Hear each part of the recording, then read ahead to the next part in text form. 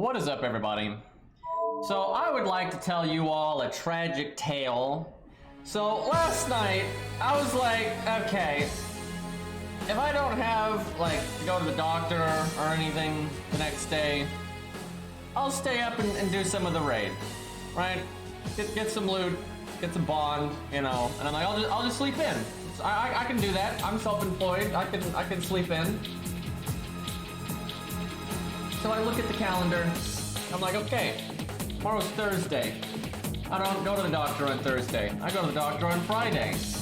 So I'm good. So, by the way, the raid died in an hour and like 45 minutes. So I you know, that was the thing. Anyway, so I stay up, you know, way too late, go to bed, and then an alarm goes off that I need to go to the doctor. And then I remember it's Christmas time, and the doctor's not open on Friday, and I rescheduled, and I have to go to the doctor on Thursday. I'm tired, so that's been a day. Anyway, I got like 250,000 bond on coup in an hour and a half because shit was insane. If the raid had just kept going, I would have gotten bond 15 last night. Where now I'm like I don't know, 60k away from bond 15 on coup, so we'll probably get that really soon. Well, that's kind of nice. Also, the raid dropped hero proofs, but for real, the boss died in like an hour and 45 minutes.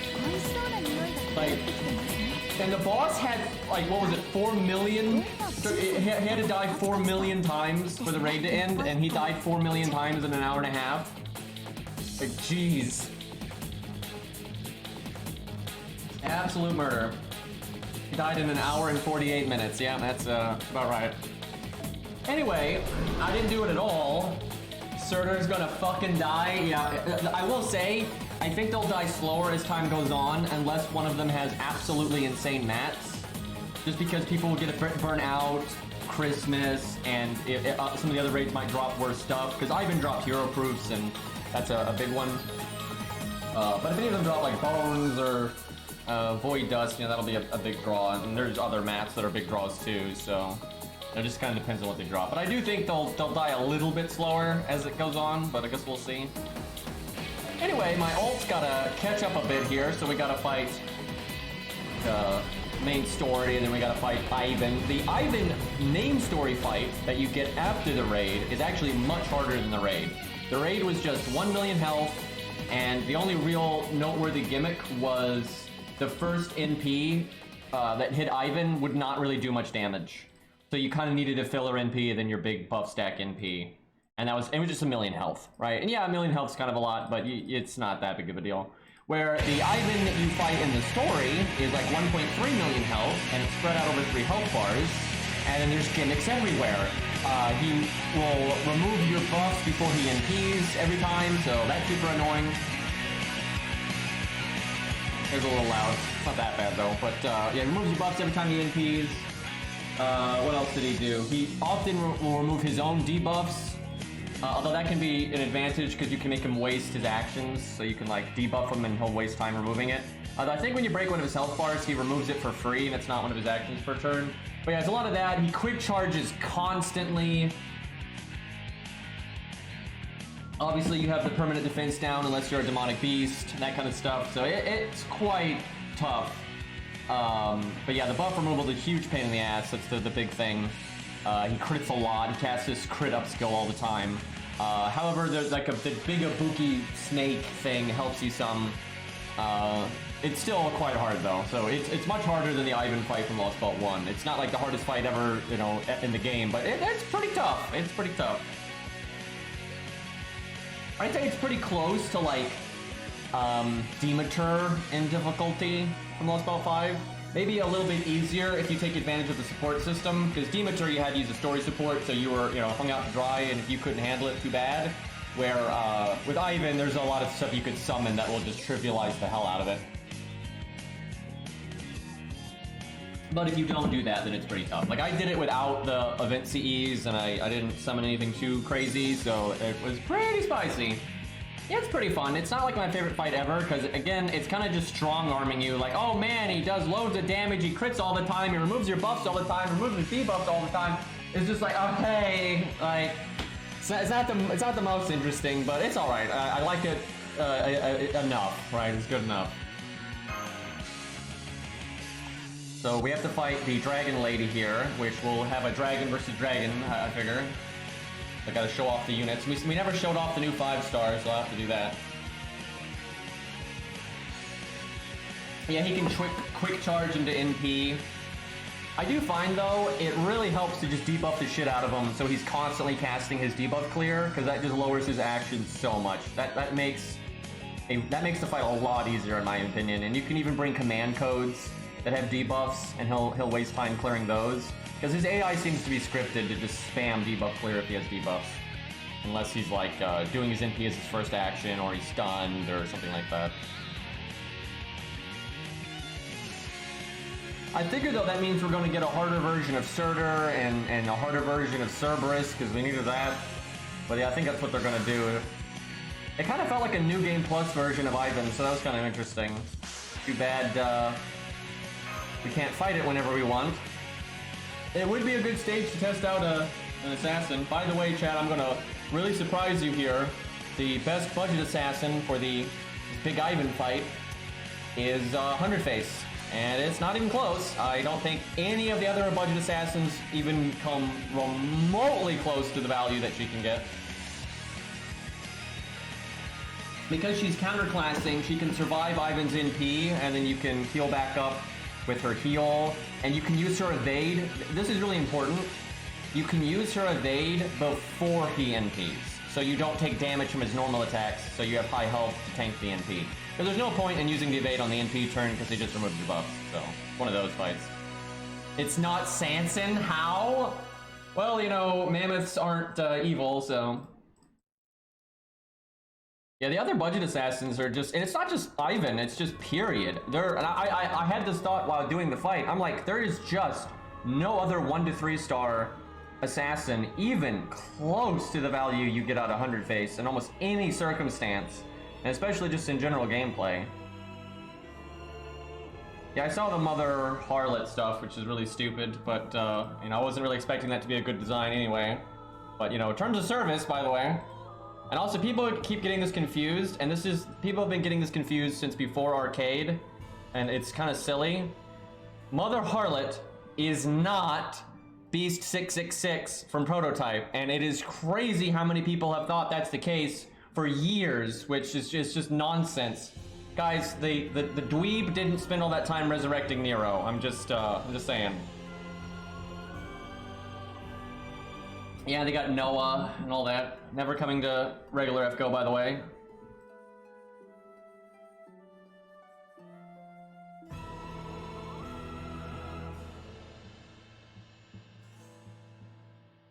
Shit got hit by a meteor, by the way.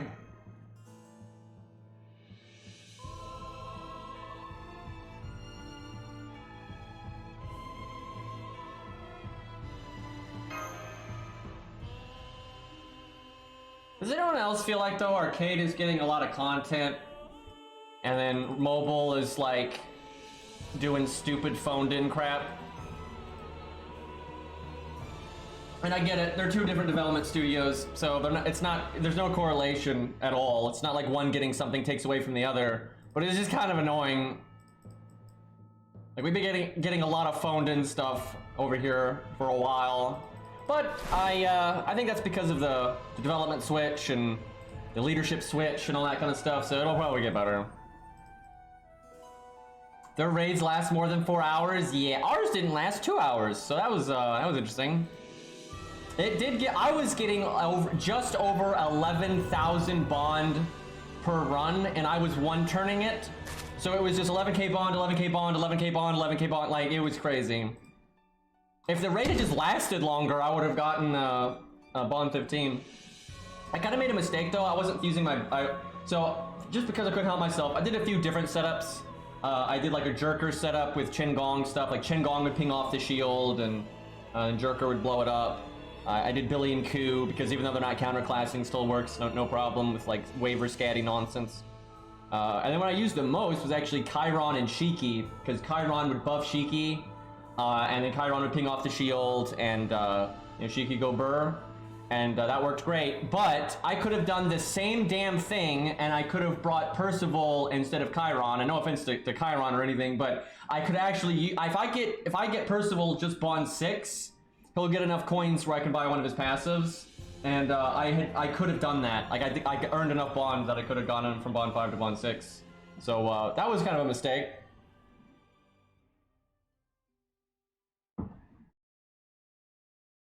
Okay, what are we doing here? All right, this is the dragon. Let's, you fight her twice. Let's see if she can beat herself. Let me slot her. We should probably give her command codes. But we won't give her the event CE because that's casual. Is she slotted already? Let me see. Okay, she is. We will give her golden sumo because that's what you do. Give her some anti-dragon command codes.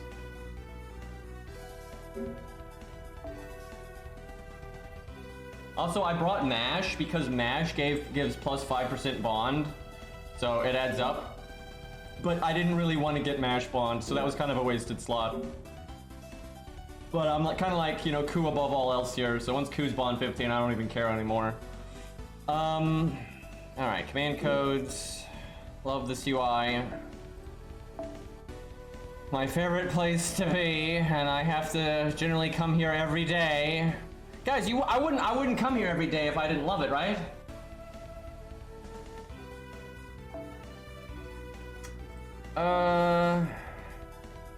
Let's see. True.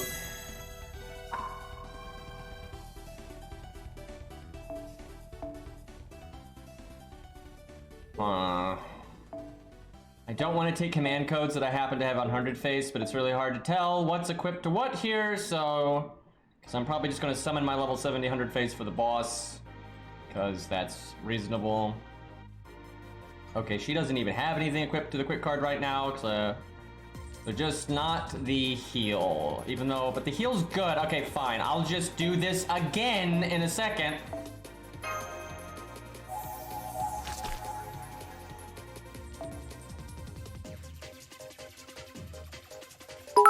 I mean, people have more than 5 bond grails. And I haven't needed to give Ku bond grails in a long time. And like, you have so many more bond grails than you have like the need on one servant. Like I've already gone past bond 10 on a very large number of things. All right, we need Dragon Lady here. Okay, we will do, I guess, heal on Buster. We don't need that much damage.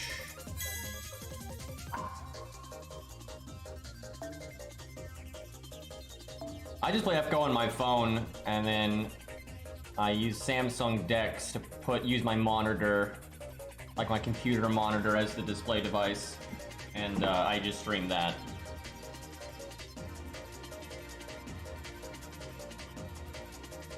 Hi, Ari. How you doing? So, Ari, how did the raids affect your sleep schedule?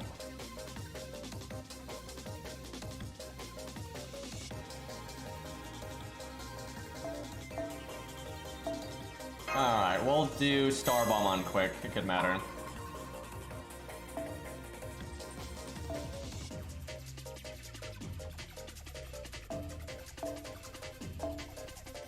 One hour, 40-minute raid, yeah. Oh, that really was something, how fast that went. So I rolled for Ku, which went really well, by the way. I got a lot of Kus, and because my Ku's about to hit bond 15, I'll get another 20 coins, so I think I'm gonna have enough coins to get to, I think level 116, I think.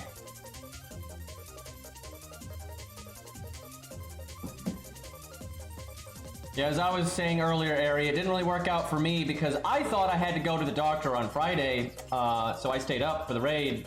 And then while I was sleeping, I had got an alarm saying I needed to go to the doctor because it's Christmas and I have to go on Thursday instead.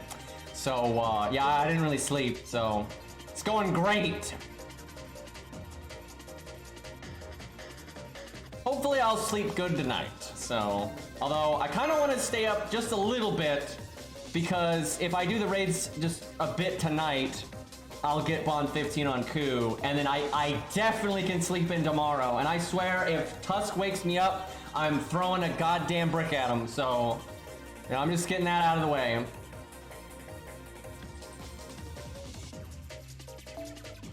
Alright, we will go with... You know what? Let's go Atlas. Let's see if she does well with that. Kind of feel like she won't, but...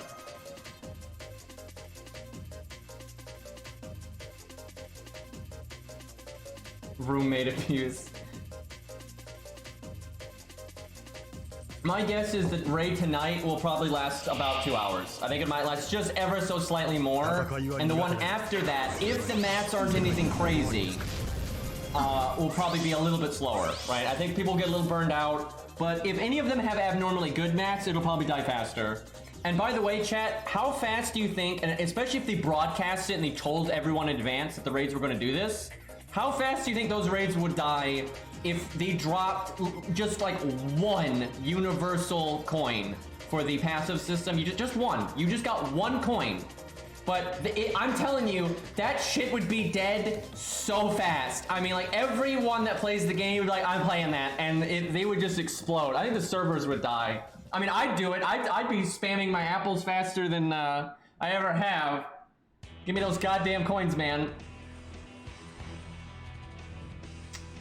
All right, time to get George out of here. So she actually can probably do this just because she doesn't get the defense down and she gets the defense up instead. And we get our anti-dragon bonus, we shall see. Now see, the enemy dragon has the superior weapon, but we have the superior ascension stage, so we gotta fuse these together. Not that the mace is bad, the mace is good, but axes are much better.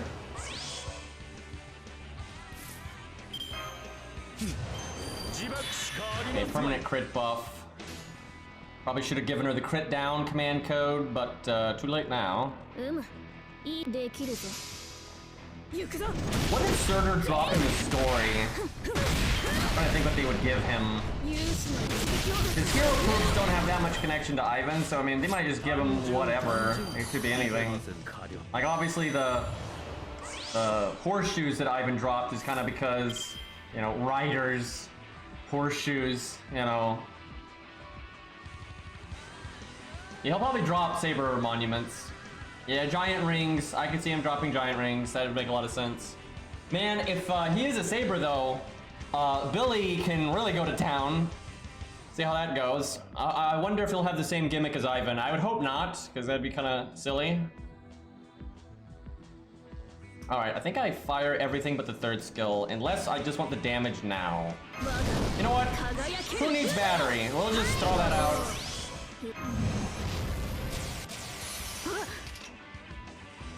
Okay, Atlas is not good, I don't think. Like, that, her cooldowns don't sync up with that at all. Like, 4-4-3, that's not great. I don't really want to Buster Chain because I think I want to save that art or heal. So I'll do it quick. Nah, we'll do it like that. Yeah, I got the 5-star while rolling. I actually got him an insane amount. I got him 3 times. I didn't roll that much. Which on the one hand, I actually like him. He's pretty cool, and his voice actor is like amazing. But his animations are like, I kind of want him to get an animation update, even though he just got added. So that's kind of sad. But he's pretty cool though. Excuse me? So I see she gets anti-dragon damage too, but she only casts the one, not the other one. What the fuck was that? That's not looking so good for us. Yeah, definitely need to use like default, because like our attack up would have been more useful than what we have now. The only way I'm living is if I get like they do the maximum hit count ever, or I could just break. Okay, this is clearly just a burst fight, no problem. Chinese Merlin. He's honestly not that much of a support though. Like he's mostly a DPS that has support on the side. I think people are really missing that. He's only really like a dedicated support in his niche. Then he can kind of be a dedicated support. But most of his stuff is selfish as hell, and he's more about getting his own battery and NPing. Okay, yeah, in the character sense, that fair enough. Yeah, he is kind of a lovable shit. A little bit more sneaky, I guess. Yeah, he's pretty cool. I just, his NP animation, the sitting part's cool, but my god, the ending bit is not good. Okay, let's use somebody else. If anyone's got him, I'll actually summon him. The only reason I'm not using mine is because I don't have the mats to level his skills right now. Or apparently the XP, because now I went from not being able to level a coup at all, and now I can take coup to 116, so that's gonna take a minute. Got him off tickets, nice. So when I was rolling, I have to stress this, and there's no like anything even close. I want coup over everything and by a lot, because I don't think a lot of people that watch me right now, they either don't play JP or their favorite character is a gold or something. I really don't think a lot of people understand how bad it is trying to take a fucking 3-star to 120 and get all of their passives. Like, you need so many goddamn copies of the unit, right? And I really want that because, you know, coup's kind of my shtick here, so I need maximum coup as fast as possible. So the second I started using my summon tickets, I'm just like coup. So first thing, I see a 3-star Lancer. It's the very first summon I did. It's 3-star Lancer. I'm like, okay, good. And it's Romulus. Like, okay, well, you know, what are you gonna do? Do another ticket. It's another 3-star Lancer. I'm like, okay. And then it's also Romulus. So, and then we got Romulus a whole bunch after that too. So Romulus went from having like no coins to quite a few. And I rolled FP the other day and I got Baldy twice in a row. So that was nice. Every 3-star Lancer, but the one that I want. Thankfully, though, as I rolled some, I got coup quite a lot. So, we're getting somewhere. And I'm about to get 20 coins from coup getting bond 15, so...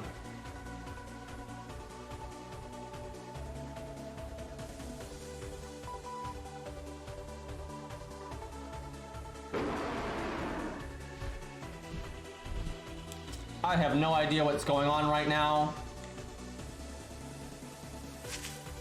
It kind of depends on the gold, because like I have a lot of golds that I've already got all of their passives, and like it's like, there you go. And I have through my 2 accounts, I have quite a few characters that are in pretty, you know, they've gotten a lot done with their coins, and every single one of them is a gold. Every single one of them is a gold, and it's because you got their coins retroactively, and especially if they were limited, they get a lot of coins. I will say, the unlimited golds kind of suck, because you just don't get that many coins per copy. They're pretty obnoxious. Like I got what, I think MP2 of the dragon, and she's only got like 60 coins, right? Like that's crap. Where if they're limited, you get a crap load. Like obviously the good thing about silvers is as you keep playing, you don't have to use that much SQ, and you'll eventually get the coins. But I don't think people like if you don't use SQ. It will take you years to get them enough from FP. I am not exaggerating. If all you're doing is FP, it is going to take you years to get your favorite silver, all their passives, and 120. Like, it is going to take an unbelievable amount of time. And the thing is, within years, whatever your favorite gold is probably going to get rated up again, and you can save up SQ and roll, right? So it's like both the silvers and the golds require you to roll, right? Either one of them. If you want to get coup completely maxed out, your ass is going to have to roll. Not necessarily on coup, but just on something so you get, you know, random 3-stars. But in the short term, I think golds are just so much worse because you don't get... Or golds are better because they get their coins retroactively. Like, I have so many golds that have all 3 of their passives, where, like, actually none of my silvers have all of their passives, and most of them don't even... a lot of them don't even have 1. And then a lot of them only have 1. Yeah, that's true. You do have, yeah, there are some oddities. That's true. Okay, they're not all created equal, right? You know, if your favorite's Gilgamesh or something, you know, it's probably gonna work out for you, right? And I think Jolter's gonna get a rate up in the near future, so and Jolter fans may have already had a lot of copies of her and stuff. So some golds, it's pretty smooth, but there definitely are some other golds where it's like, oh boy. Because for example, you might be a big as Koundar fan, and you might only have like, you might be NP 1 or 2, and it's like you're really limited in what you can get done here, and then he may not get rated up anytime soon, and you're just like, well, I guess I'll die then. Wait, do I have finalization turned off? He might be a spoiler or something. I shouldn't. Let me see here. Hard to say though, because you never know who has finalization on or off. I mean, this is my ult account, so I guess maybe it's possible, but I don't know. It's off. Okay, hold up. We'll fix it. Let me kill my screen because I don't want to accidentally show my bind code.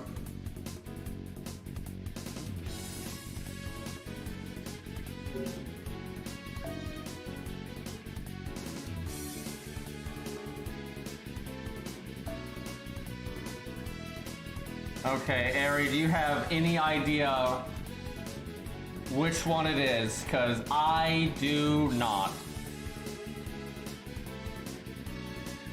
What I always do on my ult accounts, I can't do this when I'm streaming, is I just have my main account up, because my main account has the settings the way I want them, and I just copy them. Like I don't even look, I just copy whatever I got.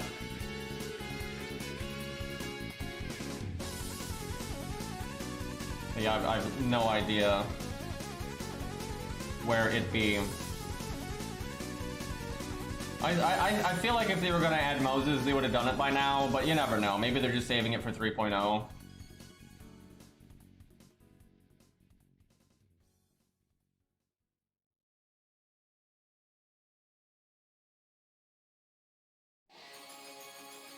The thing is, NA's screen isn't the same as JP's, I don't think. I think JP has some new options now. Okay, can you just say like up or down, right? Like I know there's a stream delay, so it's kind of tricky.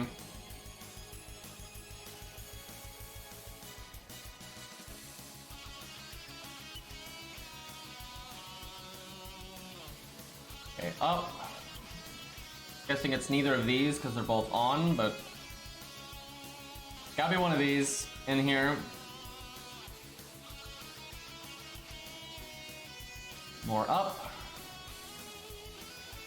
Like wow, I can only fit in 2 at a time. That's kind of a mess. This is a really engaging content right now. Gotta get those settings right though. A little more to the left. I wonder if that's it right there. It's the first off. Airy versus FGO UI. It could definitely use with tabs. Like a lot of options when you have tabs. That's a good way to do this kind of thing. That one? Okay. There we go. Surprised I never noticed that because my Billy and whatnot.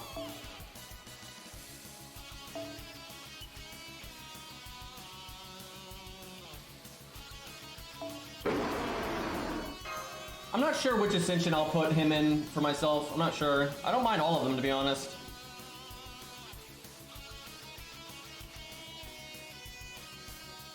Is there any like UI in FGO that's good, I assume is what you're asking? And no, not really. It's all pretty amateur crap. However, they literally just posted that they're looking to hire a new UI lead.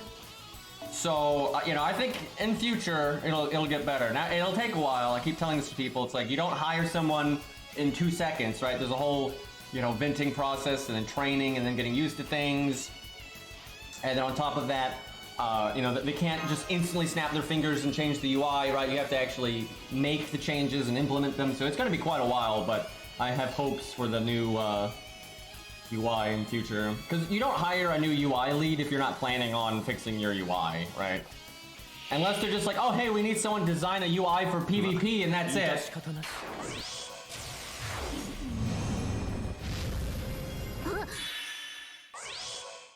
Oh, please tell me that's not RNG evade game. Why are you like this? Okay, it's 3 hits, so that's not so bad. Alright, let me bring up his toolkit and make sure I'm not forgetting anything. I think I remember where everything is. Okay. Wonder if I just NP seal right now, if I wanted to just do it and get it over with. Do we have damage resistance? I wonder if that works on the NP. Let's find out. I think we just punched her in the face here. Oh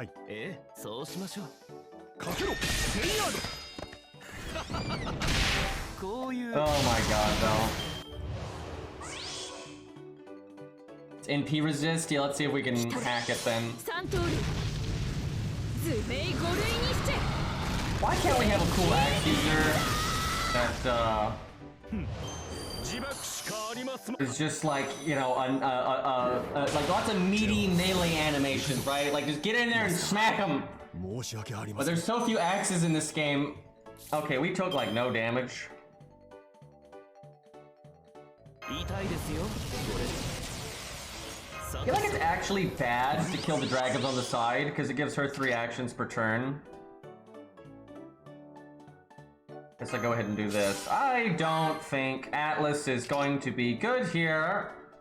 I think we go ahead and invulnerability because we basically need to win as fast as humanly possible here. Let's do slow-mo.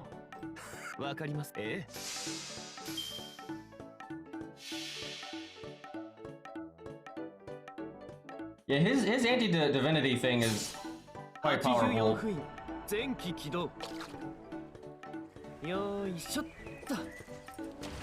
See, that part of the animation is really good. It's all good up to the... So far good, and it's bad. Like, they really gotta work on the CGI there. Couldn't he have just drawn that? Like, really, how hard would that have been to have drawn, right? I don't really think that's that big of a deal. And like, they bothered to draw the dragon, like the 3-headed dragon. That's kind of a cool animation right there, but yeah, I don't get why they CGI'd that. I think they made it harder for themselves. So her animation she just did right there, that one's kind of bad. Like, you know, obviously just smacking him with the axe is fine, but that animation is so stiff. It's really obvious they needed to reanimate her body as she like moves with that, but no. Especially with an axe, because axes are all about like momentum and stuff, so. Yeah, her voice acting's good. Both of their voice acting, I think, is really good.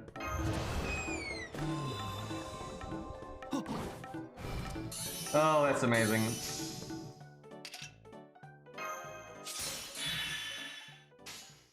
I want to do the Buster attack just to show the Buster attack, but we're supposed to be doing quick stuff. Okay, well, as long as we live here, I can do it next turn. Yeah, I want to show some of the Busters. One of his Busters I really like. See, what they should have done is just made it the wife. Don't make it like maybe the wife or something. Just make it the wife. That way you have a reason to make a female character. And then you can add the regular guy later. Like, why can't we have both? Yeah, the close-up Buster. Yeah, I think that's the one. I like that one.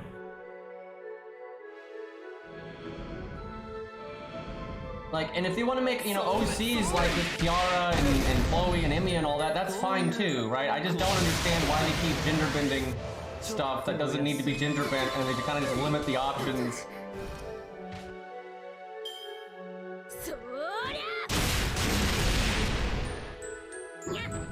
Don't kill me. Don't cast a skill. Cast a damn skill. Okay, well, we got tailed. Well, he tried. We'll have to use him again in a second because we didn't really get to show off what were the animations there.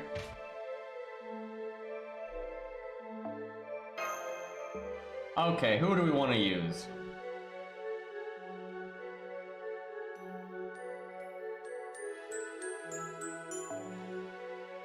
There's always 100 Face, but we're gonna use her for Ivan, obviously.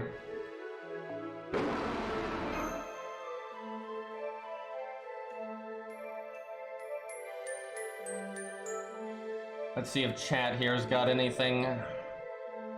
You know, This is probably a bad idea, but he's really cool, and he's right there, so we'll do default.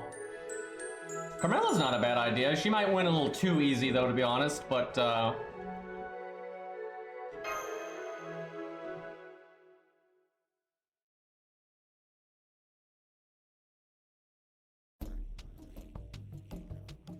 So my main account, I used a level 70 prototype coup for cleanup against Ivan, because he counts as beast, and it went quite well. On this account, I'm totally using my level 100 proto coup. It's going to be great. By the way, chat, I even have it recorded. That video I made for the Ivan fight, that was actually the second time I beat that stage. I did another setup right before that. That was actually a little bit more budget than that one, but I used regular coup instead of proto coup. And even though the boss is beast, regular coup is better by a lot. Now, my regular coup is also grailed, but it was a very large difference. Okay, time to get shot in the face here. I guess I taunt with Chin because might as well get the crit down. Thank you for the 5 months, and the stream is going just fine. Trying to figure out how to get rid of my stuff here. Okay, let's do... No, do I want to art chain though? Let me see. Yeah, I want to art chain because we're not going to do any damage anyway, and we don't have starting energy. So. Actually, we do, and I can't help but notice it's an odd number, which means somebody has a passive, not at rank 10. Pretty sure that's at rank 7. Wait, it's 8? Why was it 17 then? Oh right, the last level up is worth 2. Either that or I'm blinder than even Cairo thinks. Oh crap. I should have taught I see. Shut up, Cairo. But last time the dragon hit George and George didn't die, so the taunt didn't die, and then the boss used their NP. Well, at least we got cards. By the way, when I was rolling, I got so many 4-star spooks. Like, you have no idea. And ain't any of them Hercules. I got Liz, I got Carmela, I got Handelancer, I got, what else? I know I got some other stuff. I got Suzuka Gozen. I think I got something else in there too. Like, there was just, like, I was getting multiple 4-stars in like a roll. It was so, but none of them were Herc. None of them were Herc. Fucking, I swear I get Liz every time I roll, dude. This does not go away. Okay, I have to actually look up Yan's toolkit again. Kind of easy to, I don't use them all of the times. I'm pretty sure Star Bomb is on the 3rd one, because that's like the thing. Trying to make someone else crit, or you hit 50 stars and then you crit no matter what. Yeah, it's on that one. Okay, well, I'm gonna do this. Do I Star Bomb? I think I do.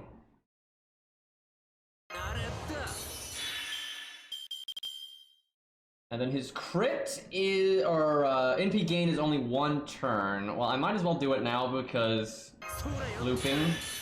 You know what? I'm firing everything. Why did he have to shuffle the stars? We had 2 guaranteed. God damn it. Couldn't that just be optional? Like, you get to pick if it, when you're in solo, or just in general, you can just, you know, decide, you know, get an option. No, has to happen. Now we gotta get lucky. I think I used like 400, some change, SQ, like that. We got 450. Okay, we got lots of crit down. But we didn't crit. 60 stars. I haven't used her against Richard yet, but I will. There's no rush though. I don't think she's gonna do that well, to be honest. I think out in the event she's really strong because of the event bonus. But honestly, I don't think she's that good. I don't think she's bad. Like, she can fill the role of just like generic AoE stuff. But her battery's not that big, her damage isn't that big, her survivability's not that big. She has a little bit of everything, but she's not that powerful in anything. So even against a dragon, I'm like, she won't suck, but I don't think it's going to be that impressive. But we'll see, and we'll use her against Lobo and all that. Yeah, I feel like they're both like, hey, yeah, these are good, and also in the right circumstances, he can go a bit above and beyond. But yeah, she's probably the weaker of the two, though. I feel.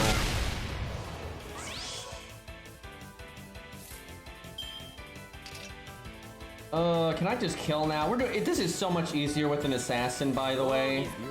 Like, it's like, I take so much less damage, I do so much more damage. Do you think, really, that area that they do that? Like, when something's unlimited, they're like, yeah, we could just make this okay. I mean, I don't know, it sucks. But, I mean, there's a lot of limited stuff that's, like, kinda too. But maybe that's an accident. And a lot of the really broken stuff is limited. There really is no denying that. A lot of the, like, the best of the best stuff are limited. We actually almost embarrassed ourselves because even though I have evade here, we would die to the dot. Thankfully, I think the stage completes and we're good. So I should have cast that evade sooner. I didn't really think about the dot there, but I think we're all right. We'll do a BQA combo here.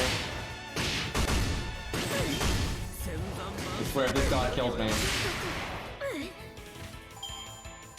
There we go, 0 damage. He's so tough, doesn't even hurt him.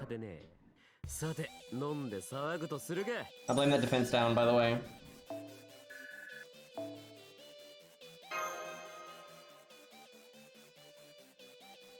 Man, I literally can't level anything for a while now, because I went from having no coup copies to quite a few, so I basically have to level coup from 1 to 100, like, 6 more times, or like 7 more times, so that's quite a bit.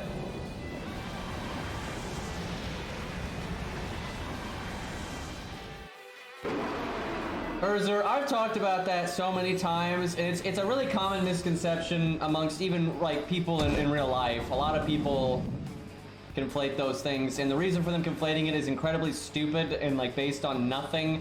And the Book of Revelation is undeniably very like written in code, and a lot of it is about the Roman Empire and that kind of thing.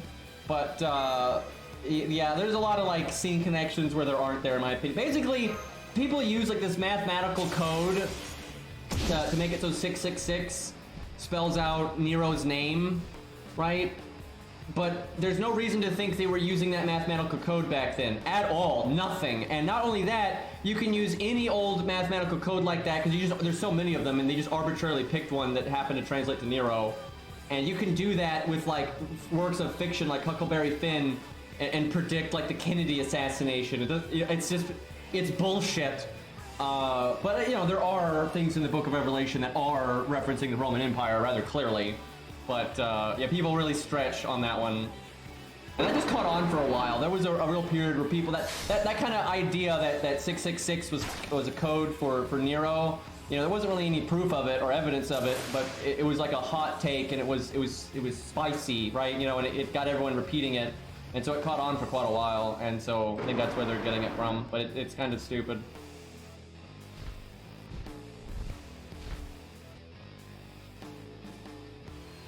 It's also just a misunderstanding of like the horror of Babylon and everything, so. But, you know, what I gotta do. Nero things.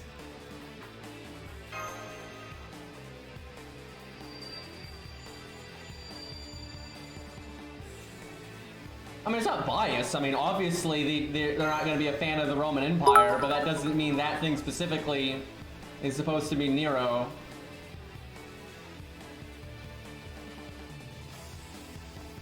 I don't like Meatloaf, for God's sakes, but if I write an autobiography, I'm not going to put in a hidden code that says, fuck Meatloaf. I don't know, though. Maybe now I will.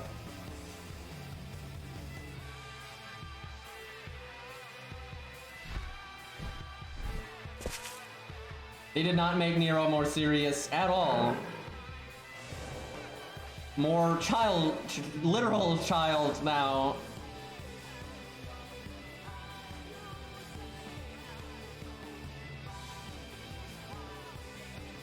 I honestly don't know how anybody likes Meatloaf, but, you know, to each their own. But that is definitely a food that I just find overwhelmingly disgusting.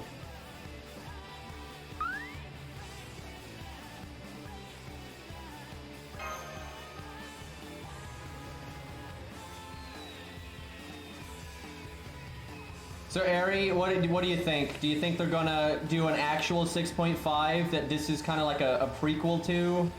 Or do you think this is just its own self-contained thing and that's that?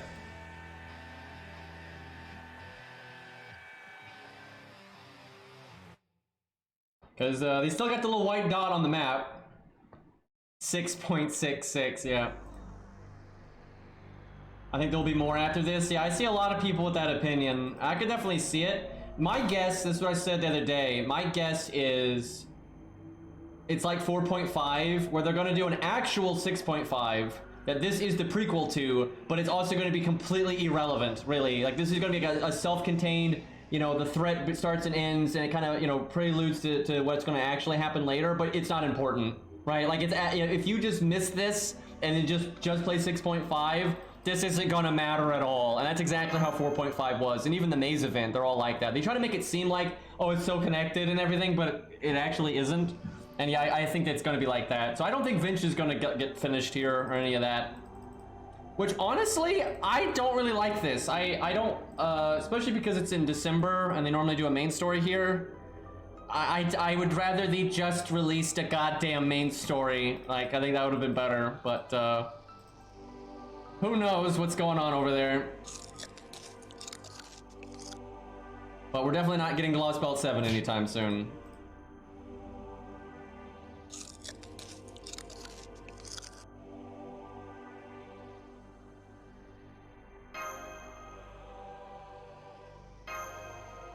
I was kind of hoping, though, that this would just conclude Vinch's stuff. That way, you know, we could get to, like, maybe the Fuyuki stuff, or, you know, just get to Lost Belt 7 already. I kind of feel like Fuyuki's not going to be its own thing. It might just be like, you know, you go there for, like, a stage or two, like you went to Avalon and Lost Belt 6, but, I mean, who knows?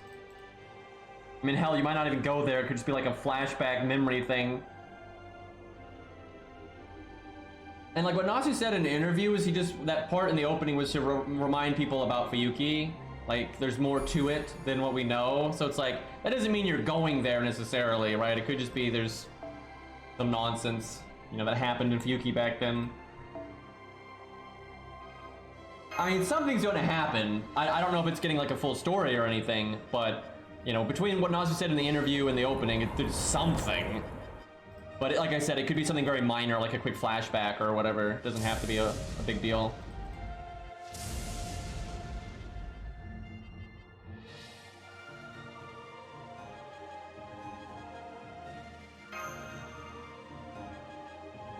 Big boy Ivan.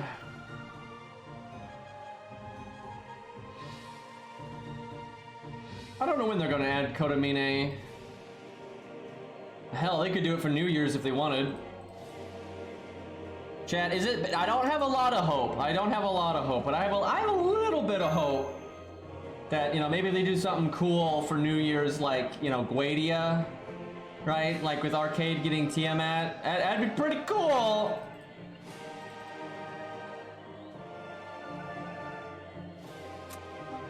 But yeah, I know there's some copium involved. I am aware. Like, sure, they're probably going to add something for New Year's, but it being Guadia, it's like, I might, maybe not. But hey, if it happens, I'll be thrilled. But I'd probably do, I don't know, I might roll in my main even though I don't have that much SQ right now, but I might roll in my ult because my ult's got a good amount.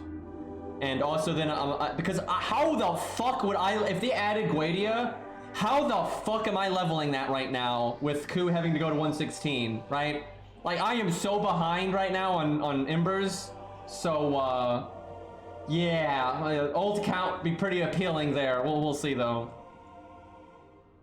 You won't, indeed. Yeah, get Guadia and he just sits there at, like, level 5 for, like, a month.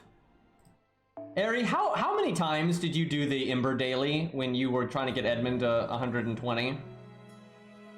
Because you did that awfully quick, but, yeah, see, that's another thing, though. Like, I couldn't get Ku to 120 right now, no matter how much I farmed. It's like, there's no doing it. I don't want to think about it. It's in the past. A couple of times. All right. I'm gonna summon regular 100 phase. I really want to see how my ult account does here compared to my main, considering I've got the stronger proto coup and everything. And I might make a few adjustments to the team for funsies. Hey, Carlos, thank you for the gifted sub. Thank you, man. I'm about to say I thought you just resubbed, but yeah, gifted sub. Thank you, dude. All right, let me look at command codes. Got to give Protoku some good stuff. So I didn't try it, but I should have. So I may be wrong about this, but I'm pretty sure Ivan automatically clears his debuffs when you break his first health bar, but I don't think he does that later. And so Ivan won't always clear his debuffs, because if his next action is his NP, I think he does that first. So I think you could do like switch Mystic Code Asterios. And I've got Asterios' passive, so he can NP turn 1 without MLB K-Scope. And so, although Ivan removes your buffs, if he has attack down, you know, tough shit. So if you can time it right, you could switch in Asterios and just face tank the NP and barely take any damage at all. And that would be kind of cool. I don't know if it's necessary. You might be better off using Asterios' slot for just more damage or, you know, whatever. But that's a cool idea. No, you don't have to do the raid version. I actually wish they'd let you do the raid version once, but no, it's just the main story version, which is quite a bit harder than the raid version. I guess it's a pretty legit fight. It's harder than the Lost Ball 1, Ivan. Like, I really put it, if you don't summon a support that has like the event CE or an event bonus or, you know, some crazy, you know, thing to carry you, I think it's about as hard as Demeter. Maybe ever so slightly easier. But about the same. I think for a lot of people though, Demeter will be harder just because you cannot summon a support for Demeter, so your account has to do everything. Where Ivan, if you wanted to, you can summon any manner of carry that will just shred the stage, but you know, if you don't do that, I think in terms of the boss itself, it's pretty comparable.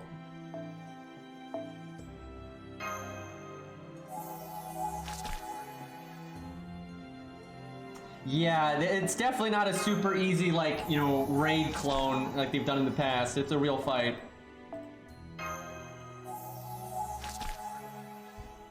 Well, the thing is, a lot of people won't have Castoria, right? If you get to Demeter, you're not necessarily going to have Castoratoria because you can't summon a friend. Most people get Castoratoria from summoning a friend, especially most people that are, like, going through the game now because she's not rated up and there's no way to get her. So, you know, a lot of people don't have the meta supports. Even though a lot of people do. Like, more people have Castoratoria than most of the other meta supports because she's, one, so good, and also she was so easy to obtain, even if you were free to play, because they gave out so much SQ, and you could also have had SQ saved up, and so on and so forth.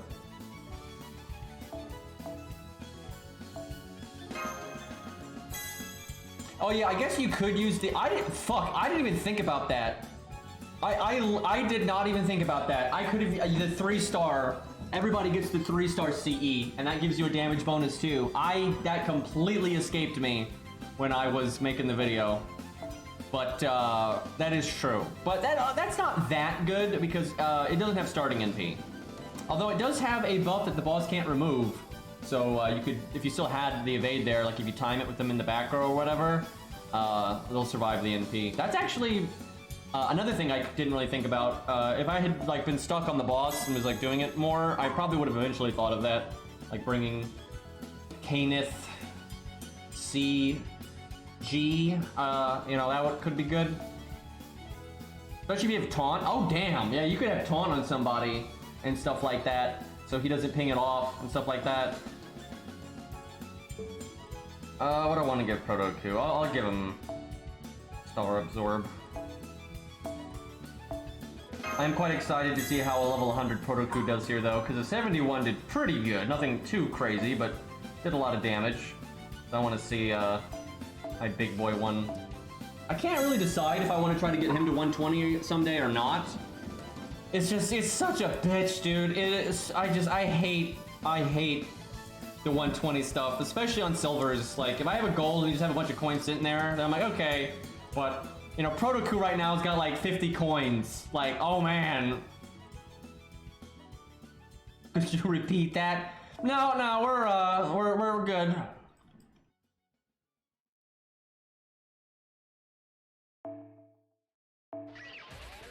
I was actually worried yesterday that I said it. I don't think I did, but I was actually worried that I said it because I was talking about the Yang CE, and I don't know why, but fairly often when I'm just kind of autopilot talking about the Yang CE, I say the CD instead. I have no idea why, but that has happened several times. I did? Really? Did I just get away with it? 'Cause I don't think I got caught, so I'll take it. Yeah, I wasn't sure if I said it or not. Yang CD, yep. Oh, I think I actually took command codes off 100 base. You can't do that, Lost. It's already over, and we don't even know if I said it or not. Let me give Mash anti-crit. Putting anti-crit on stuff in this fight I think is really good.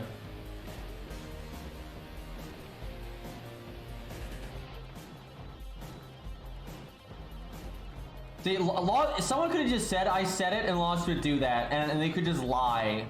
Although I guess I get money for that, which on that side it's good, but on the other side I don't need money that much, and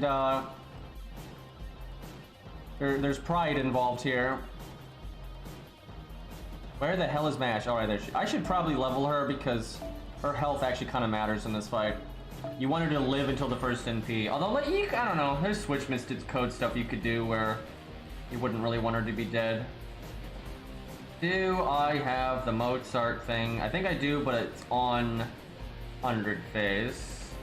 So then, I think the Liz hat's on 100 phase. So I've got this one, and that's about it.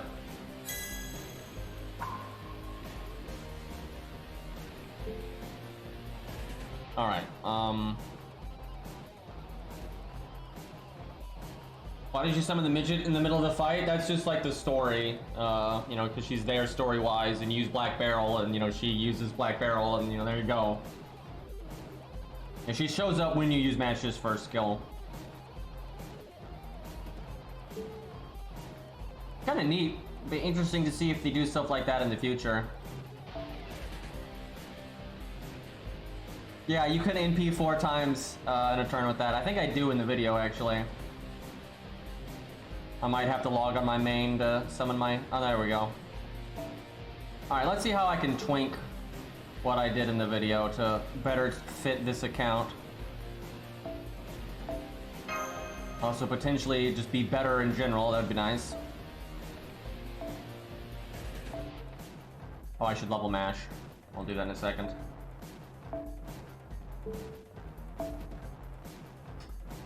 I kind of forgot what I did in the video already. I know what units were involved. I just don't remember where the... Okay, I think I remember now. I did. So I might try Clown Boy instead of Fuma.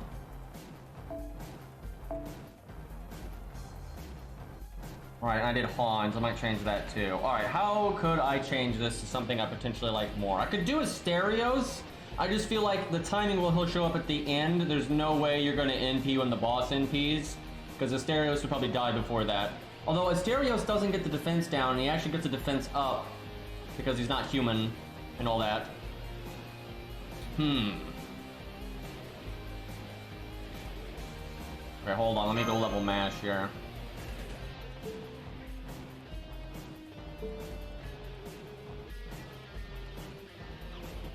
My Mash died turn 1. Yeah, I used Mash's NP turn 1 to try to mitigate death, and I put anti-crit command codes on everyone on the front row. Seemed to do the trick.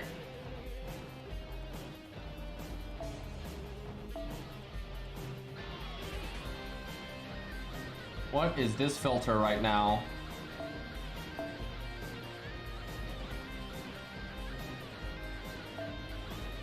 Hopefully I've got... let's not accidentally give Mash an attack foe.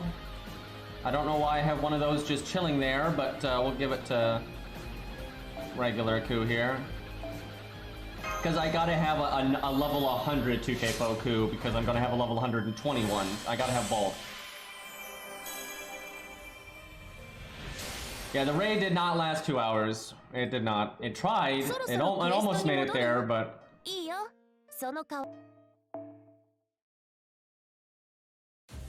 Do you all think they might do something weird, like at the end of 2.0, where like you get a bonus scene if MASH has max bond or something? Like, it's kind of weird that they actually have optional bond on MASH now, when they've never done that before. But you can't go to bond 10 yet. So I kind of wonder if they're maybe it's just a way to get coins, I don't know. But yeah, it's kind of strange. Also, even though they give you coins for MASH in the main story, because like all those main stories were a long time ago, I don't think they wanted it to be a lot of coins because you gotta, you know, new stuff, you know, carrot on a stick. So even if you're at Lost Belt 6, you have like no MASH coins. Even if you have max bond, you can't get a passive.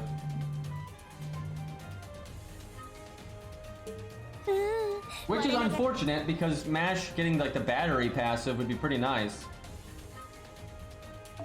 Yeah, I'm sure you do get coins for them. It's just it's not a lot of coins, so it doesn't seem to have that much of an impact.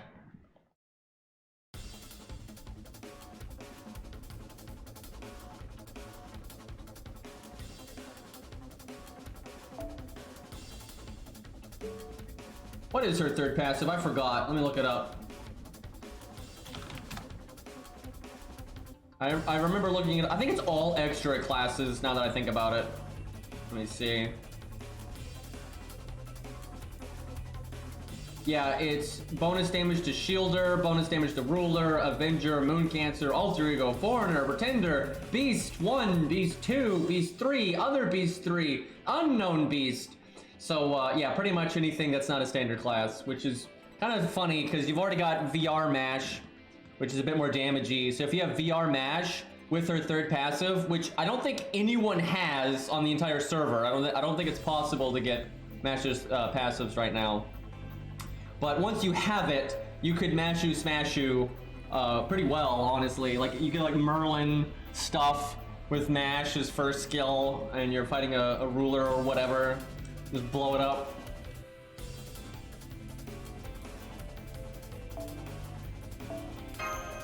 All right, what do I want to try here? I want to adjust this a little bit and see if I can do something that's like way better, but I feel like I might make it worse, but gotta experiment here. I really liked Fuma though having NP seal. Even though he clears it, it's still good. I really liked that. Because him clearing it wastes his time, and then it still buys you one turn because he gets the NP seal after his turn's over, so he can't clear it until next turn. So that turn's NP tick doesn't happen. And if you do that on 2 units, that's 2 NP ticks that don't happen, and I actually think that's pretty good. This account actually has a limit broken 500 year obsession, but that's not actually good in this context. And I'm not sure I have a second one, so if that's the case, we're gonna have to speed up our ability to murder.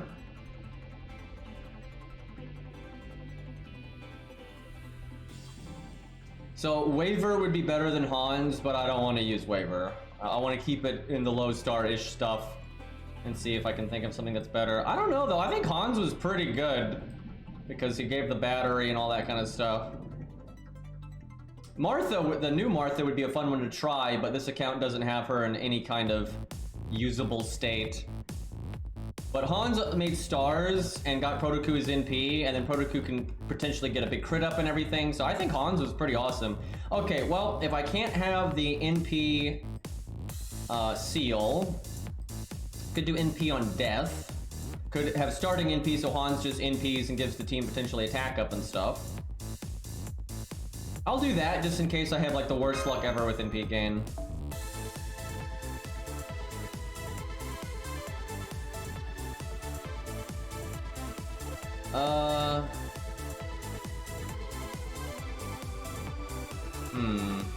Even though he's not Buster, this is probably the one to go with.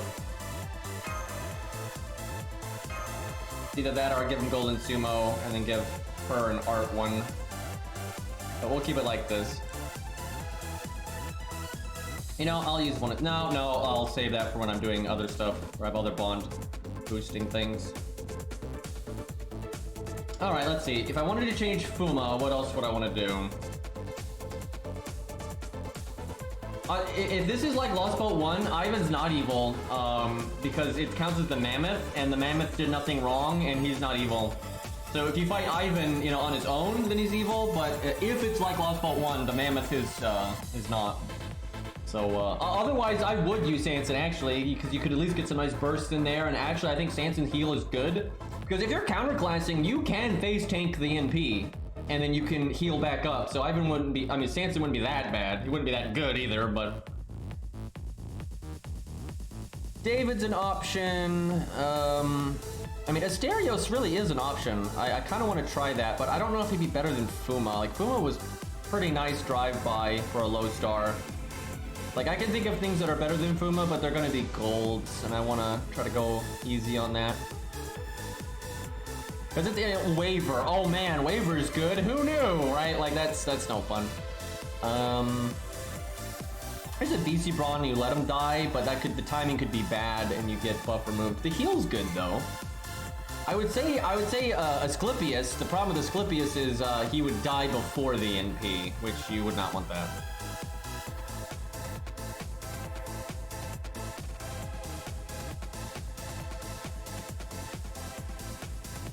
What else would be interesting? Could do an art support, but again, they're mostly casters.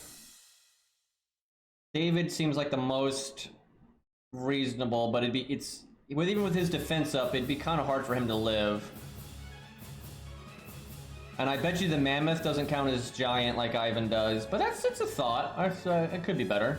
You get the attack up. Hey guys, clearly I gotta summon Hercules. And by that I mean, you know, get Hercules on my main account for God's sakes. Matahari! Let's see, is there any way Matahari would impress me here? You get the Stargen stuff, which is not too bad with 100 face because her hit count is so high. And if you do crit, you'll fuck someone up. It'll be on the second health bar. Wait a minute, I don't think my ult account's Matahari has good skill ranks. She doesn't. Let me go see if I can painlessly upgrade those. I don't feel like Matahari's better than Fuma. I really don't, but... Yeah. There have been times that I wanted Matahari's skills up regardless.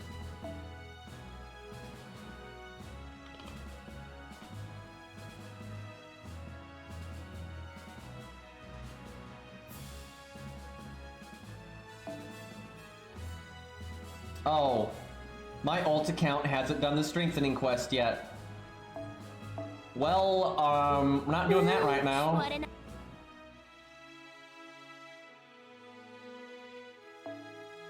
I mean, Ivan has alignment like normal. It's just this isn't Ivan. This is Ivan's Mammoth specifically. Which is kind of funny though, because Ivan's the one doing the attacking, but game don't see it that way. Honestly, Sanson might still be better than a level 70 100 face. Nah, probably not. I don't know though, you could use his heal on the stronger 100 face and keep her in it better, which that's potentially worthwhile. I really can't think of a lot that's better than Fuma in this kind of setup. I do think like Asterios could be really, really, really good here, but it'd be a completely different style of team.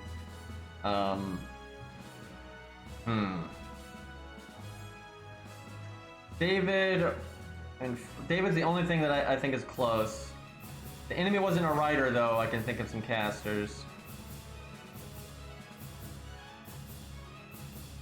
And Martha, although is a 4-star, but she was a welfare, so it kind of counts. She'd be alright. Although she'd also die too soon, I think. Yeah, you can fix that with the CE though.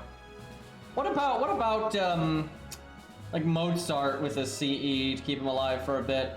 I still don't think he would live long enough to face tank the NP. You do a lot more damage, but yeah, damn, I don't think that's worth it. That's neat, but I don't think that's better than Fuma. Yeah, it's really hard to top Fuma here. At least for low stars.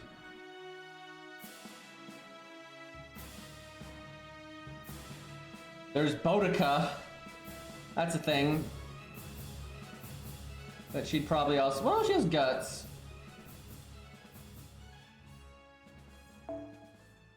Do I try it just cause? Wait, her skill ranks are bad. My ult account, damn it!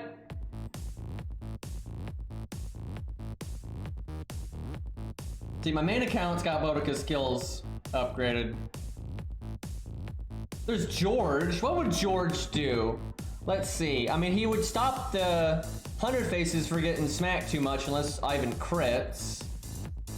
He could probably survive until the NP turn. It's fine, but I don't see how it's better than Buma. It's like at best the same. It could be better though. Maybe you protect the back 100 face and the second 100 face might actually live into the final health bar. Let's try it. That's the only change I can think of. Okay, well now what about Hans? Is there anything I could do to Hans? Like, his Hans wasn't that good. I mean, he was alright. The third skill was really nice, but that was all he did. Like, it was just the third skill. It's okay if this one's a caster. You could do a VC Brawn. You could actually do Robin. Robin got his NP off, that'd be good. And Robin makes stars. Get the attack down, make the boss remove debuffs. It's David. I would love to do Asterios if he could somehow live to do his NP. That way if the boss lives longer than you want. Well, although we're using a Grailed Proto-Coup, so we're probably gonna win faster if things go well. I guess just Hans. This is so similar to what I did on my other account though. D's are a bit different. I'm trying to George out. This is pretty damn similar. Alright, well, let's see what happens. See if Proto-Coup being grailed makes a big difference.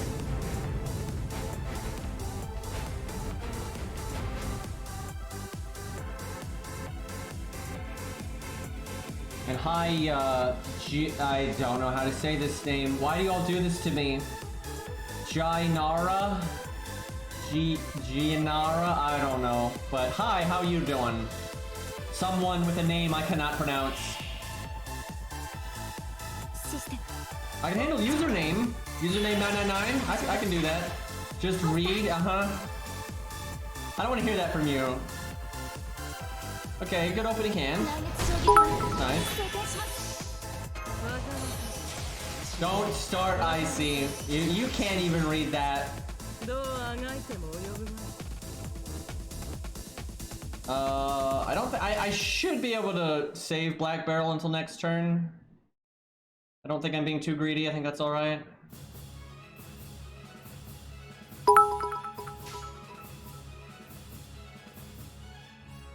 Okay, we get a crit down. That's good. Oh, the music's looping, but you know what? We'll let this song finish. It's good.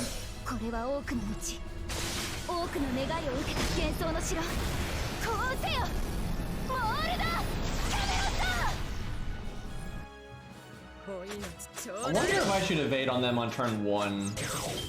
I mean, he'd have to crit. Okay, there's the clear. He does that so often. I probably got attack twice. Don't crit, don't crit, don't crit. Okay, very nice. Now. I can't NP right now. That's unfortunate. You know, I kind of feel like what I should do is, not taunt there so 100 face can get attacked. I feel like that's better. I don't want Mash to explode. I can have Mash taunt. I think I have them evade here just because there's no reason not to, because you can't use it on the NP. But yeah, maybe I should have done that last turn when they had art cards and everything.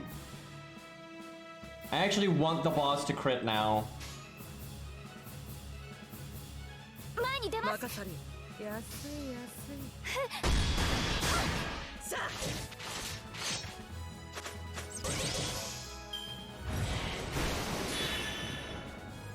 Good seconds. Okay, nice, nice.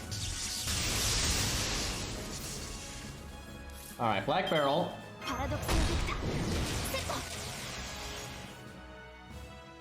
The weaker 100 face is gonna NP first here. I wonder if I attack up, I wonder if that's enough to break. I don't think so.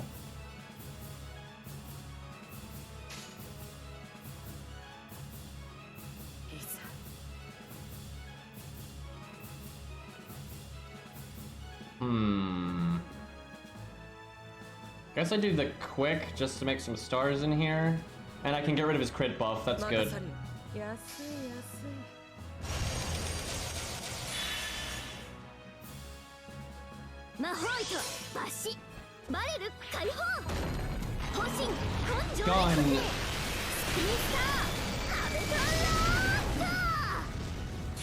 Yeah, it's pretty cool. For a second there you have 4 units out. I think it's kind of funny. She's pretty helpful here though. She gives you a nice debuff on the boss. For 4 turns, so it gives you a little oomph. Okay, now Ivan runs everything. Look at that, just removes everything. All the stuff, all gone. You couldn't have hit mash there. Good timing for a boot. Don't! Ibuki, what are you doing? Don't heal that one! That one's supposed to die! Oh god! Literally, either of the other ones. I don't even care which one, right? You just heal in it. 2 out of 3 here. Jesus Christ. I guess I heal the back one just cause 5k. God damn. Let's see. Yeah, I'm pretty sure she's kind of just hanging out, you know? But she's an FP summon and they give you a free copy too when you beat Lost Belt 6. Alright, I don't need that attack up. We just NP here. Yeah, oh yeah, Ivan also puts your skills on cooldown, by the way. Because that's reasonable. He does not have a crit buff for me to remove right now.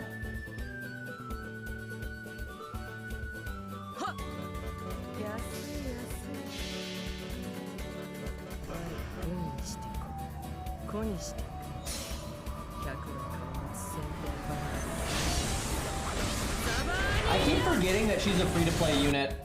I don't even think about her when I'm fighting like a caster or whatever. I need to fix that. Because she is everybody's gonna have her at this point, so. Okay, now my better 100 faces heal down, so that's unfortunate. Damn! That's not good.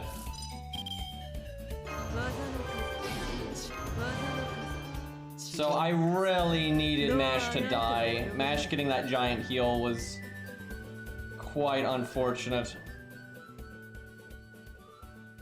Okay, I can evade. I think I evade the middle 100 face because overall they're more important. So if it goes like this, you want George to be someone that has like healing to get the health back up.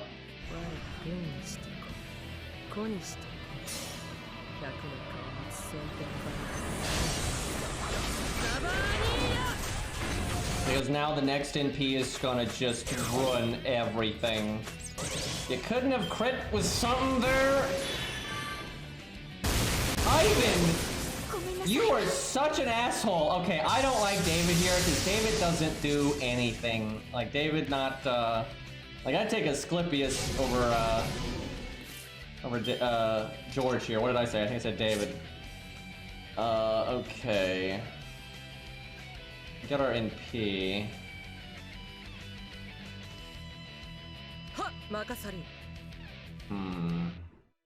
The other 100 faces definitely not getting their NP though. Oh boy, Protoku's gonna have to do a lot more work here because Nash, you know, lived and took the heal. That's the big thing. Her living was not good, but what really hurt was that we didn't get a heal on someone else. So, wait, I actually can't get my NP because, are you kidding me? Oh my god, every card is the other 100 face. What the hell? Really? And he's stunned. This is bad. I think we're gonna lose. That is just atrocious. I guess I do damage because there's no way she's getting her NP in time. I thought the back quick card was the regular Hassan, but no. See, I could change George to a healer and then like Asclepius or something, and the middle 100 face would live. But normally I think Mash would die, and you wouldn't want Asclepius coming out that soon. I'd say more times than not, you know, that's the way it would go. Well, I think we're screwed unless... Like, it'd be fine if I could just NP on her before she dies. Because I could give her the attack up and she could probably break or get really close to breaking. But, all of her cards were in this hand.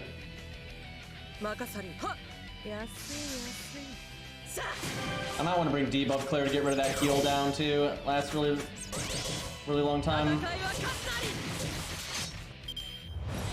That's really unlucky though. Like all of that was pretty dumb. Like Norm, I should have. Oh no, taunting wouldn't matter. Oh, he killed George anyway. Thanks, guy. I guess I could give George his Bond CE. That's a thing. Well, she's still alive, but we haven't even broken the health bar yet.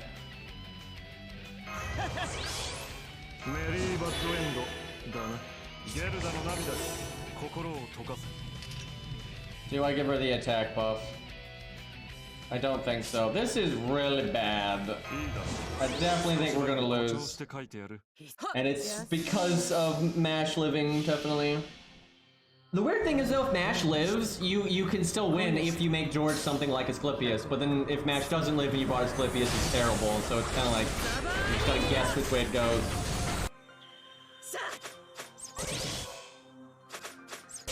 Okay, probably should have done the attack buff, even though it's only 2k, it actually makes a huge difference, because now I'm just sitting around doing nothing. Well, still up to Proto 2 now. Of course you do that. That'd be cool if she didn't die there somehow. So I think her skills are about to come back. 1 HP, by the way.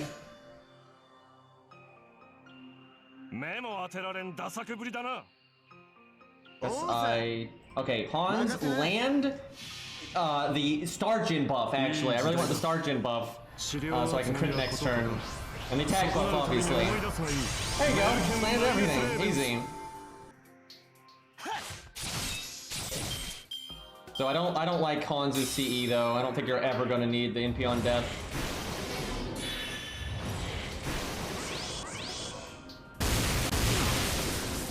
There's no way Proto 2 can do this, and it's not because of like the damage from like the normal attacks. It's just the boss is gonna NP and then we're gonna die.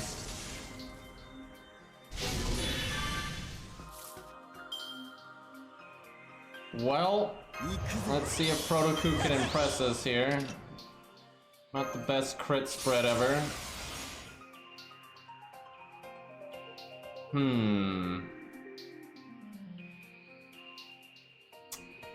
I do this. 81k though, damn. Yeah, just insta death him. It would actually work because it's his final health bar. Oh shit though.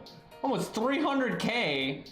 That's definitely better than I was thinking. I don't think it's enough, but actually it might be enough. Don't quick charge, don't quick charge, don't quick charge, don't quick charge. You son of a fucking bitch. Oh, I'm still alive. Ibuki, you want to get that invulnerability? No, you don't want to. Ibuki, please.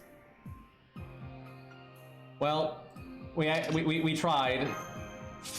So I completely blame this on Mash, by the way. This is definitely Mash's fault right here. We need quite a miracle turn here to live. I guess I'll make some stars in case we do. He removed our beast damage up too with his NP. Why did he have to quick charge, man? He does quick charge a lot though. I think it's sick. Yeah, we're dead. I blame Mash and Ibuki because Ibuki didn't help us at the end there, and also Ibuki gave the heal to Mash.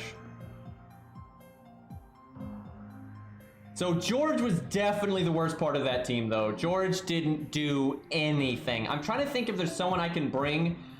You know, chat, I'm serious. Sanson would have been so good in that slot because Sanson would have let 100 Face live longer even if the NP happened like it did there. And if Nash dies sooner, and so Sanson comes in sooner, Sanson's an assassin, and that's okay, right? Because you don't want like Asclepius and stuff coming in early because they'll die too soon.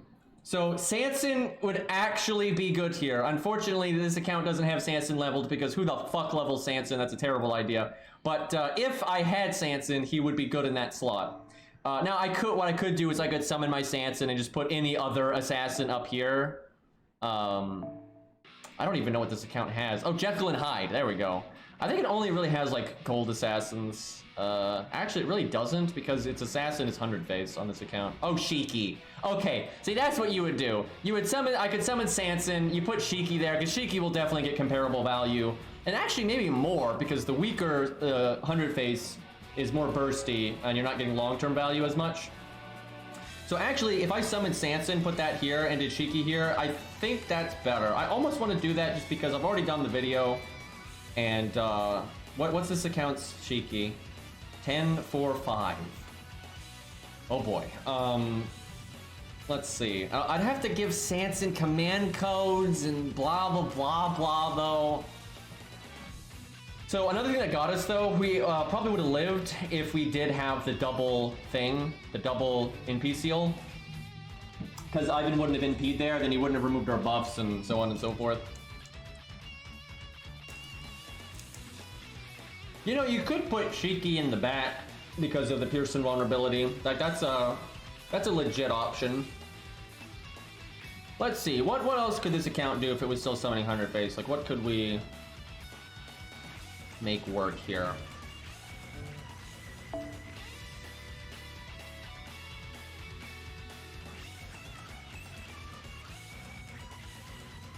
Like it's nice to try to play it in a different way. So what's a unit that could come in right now that's good no matter the timing? And it really is Sanson. Like heal is awesome. Like heal is super awesome. But yeah, Sanson's not ready. I wonder if Asclepius would work if you gave him a different CE, but this CE is really good though. Could always do Fuma and just don't have Mash live so long. That would be good. What if we did that? And that way, if Asclepius dies really fast, she just comes in, and then it's just Protoku at the end. You know, okay, I don't feel like this is necessarily a smart way to do it, but I want to try that because that's kind of cool, and we'll give Protoku slightly smarter command codes for that circumstance. That is not the command code UI. By the way, look at how much QP this costs. That's 52 million, right? To do one card, take that from 0 to 500, that's 52 million QP, and you have to do that 5 times. So, yeah, that's great. Yeah, Santa Nightingale's thing should work, unless it's 500%, which that would be very mean of them if they did that. It's not really good, though, because then you have Santa Nightingale on your team, which is not good here, and you can only save 1 unit. But there are setups where that would be fine, but I'd say there's better stuff to put in that slot. Also, I'm just trying to stay away from a bunch of gold stuff if I can help it, and this account never leveled Santa Nightingale. But this is an okay stage for her. Like, it's not too bad. She's really good, especially if you summoned like a big carry, right? Like a really, really crazy DPS, and so she just because she'll protect that one unit, and if that one unit is better than everything else on your account, then that's the only one you need to protect, right? So if the setup is just like all the eggs in this one basket, then she's fine. She wouldn't have been alive there to remove the invulnerability though. And if you put her in the back, then she wouldn't have been there to block the invulnerability removal to keep 100 base alive. Okay, I need command codes, that's the thing. I'll make this like Pearson vulnerability. Although I feel like you need to kill him and just have him never invulnerability. I don't think you're going to get to a point where where one Buster card's enough, but I don't know what else to go with there.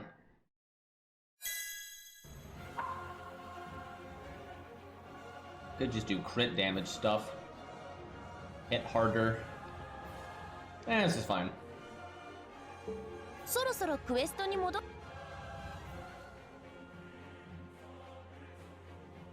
Yeah, every once in a while they do like 500% just to screw you over, and I hate that.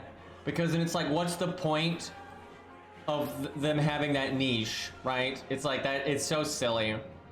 It was like when Gramps gets charmed, it's just like, this is stupid. Like, why did you give him that passive if anytime it's relevant, you're just gonna make it not work?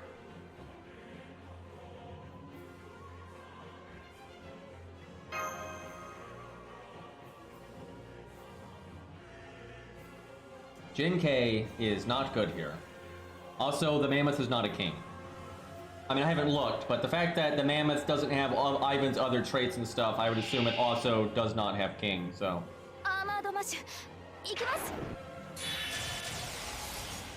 100 Face is so much better than Jin K in every context ever. I can't think of, like, and I don't think there's any 1 to 3 star assassin that is even in the ballpark of 100 Face. And, you know, 100 Face is cool and everything, but it is kind of sad that the gap is that large. Like, if you're wanting to be practical and you're doing 1 to 3 stars here, there's no world where you're not using 100 Face. There's just no world.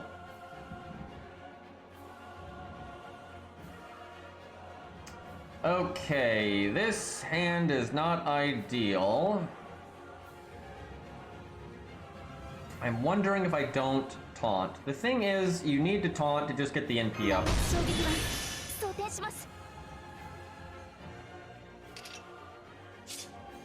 I think I cast this now.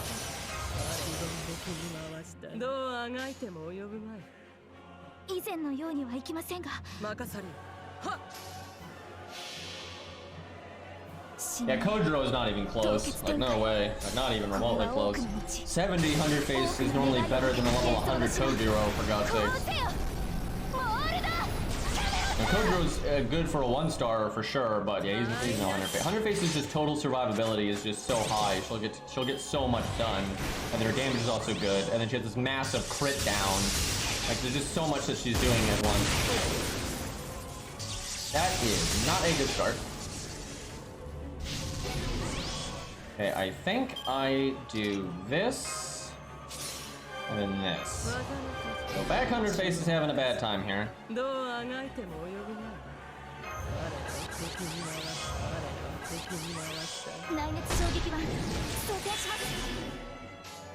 How am I getting no art cards? I think like all of their art cards, I'm just gonna reset. That's like all of their art cards I think are in the 3rd hand. They're just too slow.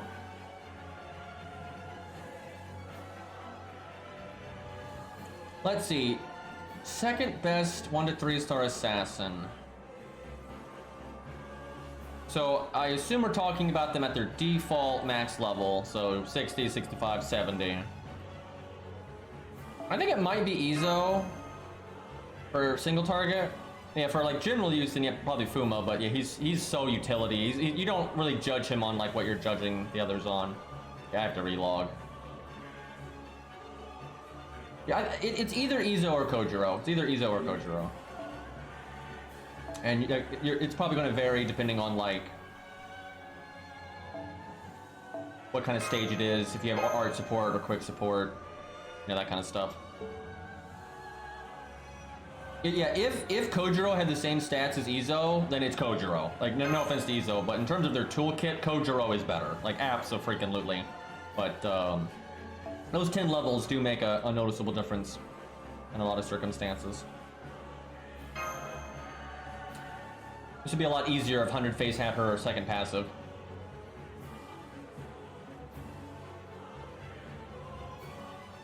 I mean, the boss is going to remove your buffs here, so you might as well cast it to get it on cooldown so it comes back. This is something that comes up in FGO all the time, and it's really easy to miss this. And this is not always right to do.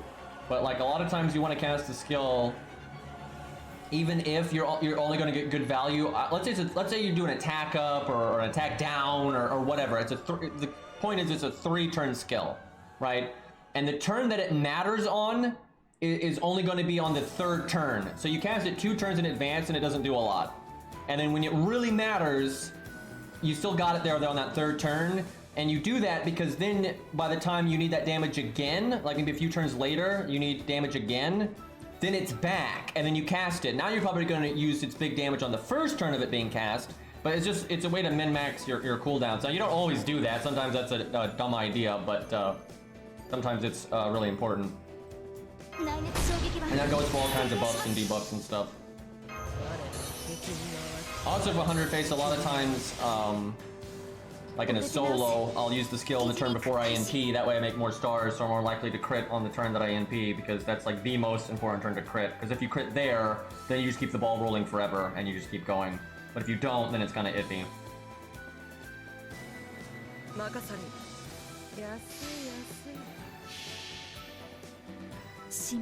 Gojo's NP hits hard, but he also dies insanely quickly, and he normally will only ever NP one time, where 100 face can easily NP multiple times. And then also while she's NPing, she's giving the team a massive crit down, art resist down. Like even against Bull of Heaven, right? She NPs many times, and a lot of times she survives for the whole fight. I mean, look at this team. The level 70 100 face is still living for a really long time, and this is in a fight where it's outrageously difficult to live. Kojiro could die in like one turn here, right? Like this is a very hard stage to actually be, you know, survivable in. This stage counters being a survival unit a lot, and she's still able to live for quite a while. Okay, I think back Hassan needs to do her third skill. I hate that, but I think I have to. I really wish she could just use regular mash here. That would really help. I could just give her the heal and hope the other Hassan gets her command code heal. But I think it's better to do it this way.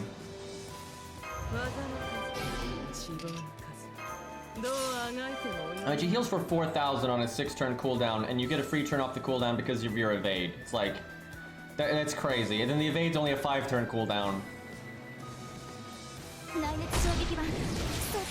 Like, 100 face is not balanced. I can say that, like, quite safely. She is definitely overtuned for what a 3-star is supposed to do. Like, you can just look at every other 3-star in the game, and you can kind of see what they expect a 3-star to do and how they want them to compare to 4 and 5 stars. David, 100 face, Ku, and maybe Ushi are all just way above the other 3 stars, right? Like, their total value is just so far ahead.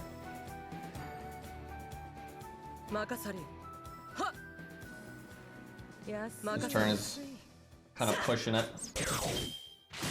Man, if 100 faced, I should have done her heal next turn then, because if she still had her first skill, she would have gotten her NP.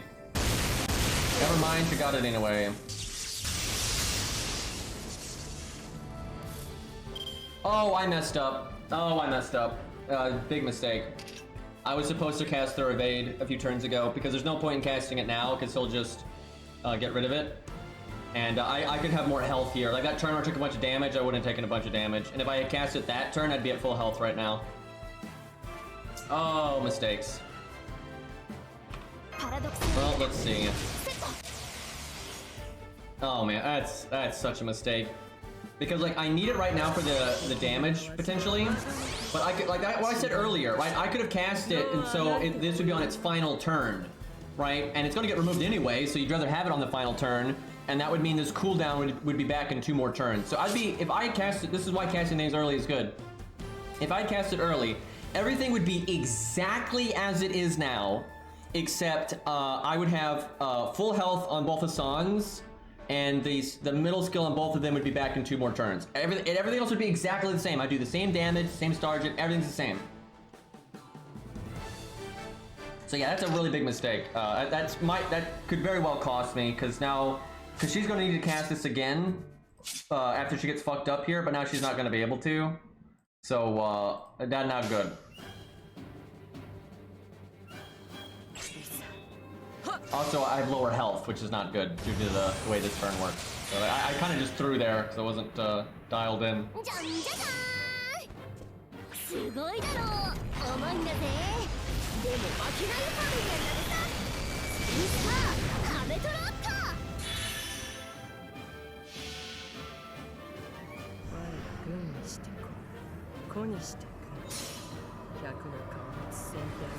Oh, Aerie. it took me a second to figure out why you were posting that, and then I was like, wait a minute.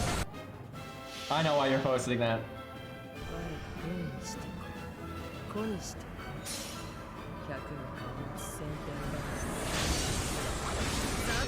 Oh, we definitely broke there.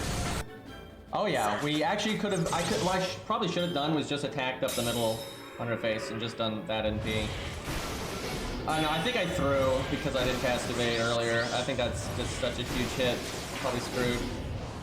Like the back on her face might die.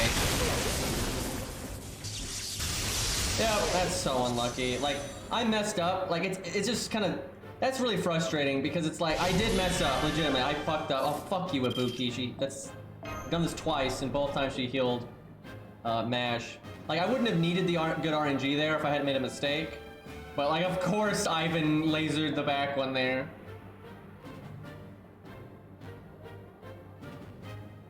I gotta remember to cast the evade sooner. I'm so sure in the video I posted that I did that, because when I'm making a video, you know, there's no distractions, and I'm really thinking about every turn. But when I stream, dude, I so much shit just flies under the radar.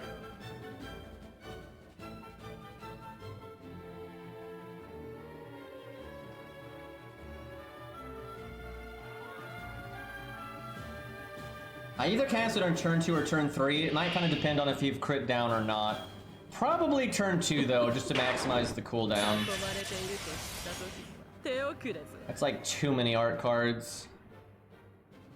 I almost wonder if I just do double regular 100. That sucks. I don't want to whiff a million stuff here. I could not do mashes in P. What's the play if I don't do mashes in P? You probably evade. The issue with that is Mash would be more likely to die. I could use Mash's third. Okay, let's try this. This is kind of weird, but this might be good. We'll do. That's so Mash doesn't die. Gonna fire everything on 100 faces. We're gonna prioritize the higher level 100 face.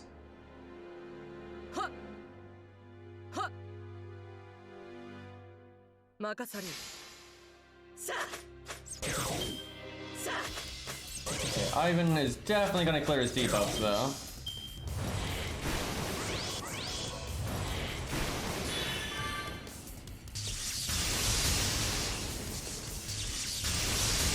Okay. Now, I think we black barrel. Do I attack up 100 face? I think we do. This is a wee bit risky. If she had not landed the art up before, I might not do it. Do I want to taunt to limit the damage that they can take? I really wish I had crit down on this turn. I could get rid of his crit buff if I do Mash's Buster card, but I really don't want to do Mash's Buster card. Okay, well we're doing that no matter what. Boy, I need to equip more command codes. Let's see if we don't even have command codes in some of these slots. I could do 100 faces quick card to just work towards the next NP. I could do support 100 faces quick card to work towards her NP. Or we do Mash's art card, not a Buster card, or art card to get rid of the crit buff. How much do I fear the crit? I fear the crit quite a bit. Okay, we're gonna do that. It's slow, but not dying is good. Alright, time for the cat gun. Everyone knows the types were defeated by Purple Trot.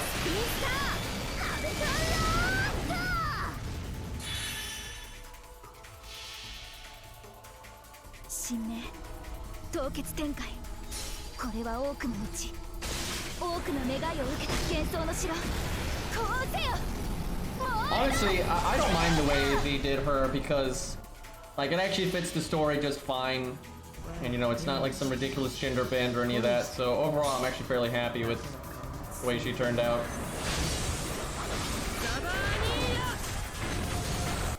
Okay, 318. Shame Mash couldn't keep her 20% battery because she'd be well on her way to NPing again. Although I don't want her to live that long, but in case of emergency.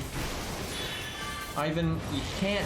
Ivan, it's so not fair. It's like they cheat so hard in this fight. They like give him the ability to cast his buff removal even if he's out of actions, but he only does it if he has his NP. Like, they are cheating so hard. And like, they've done it before where a boss is scripted to before, if they can, the boss will like always cast their Buster up before NPing or something like that, but it still takes one of their actions per turn. But Ivan doesn't work that way here. He's just straight cheating. Okay. Do I heal the back 100 face because she's more behind? I guess. This sucks though because we have heal down. See, this is where we really need Mash to explode. Like, we need Mash to get out of here.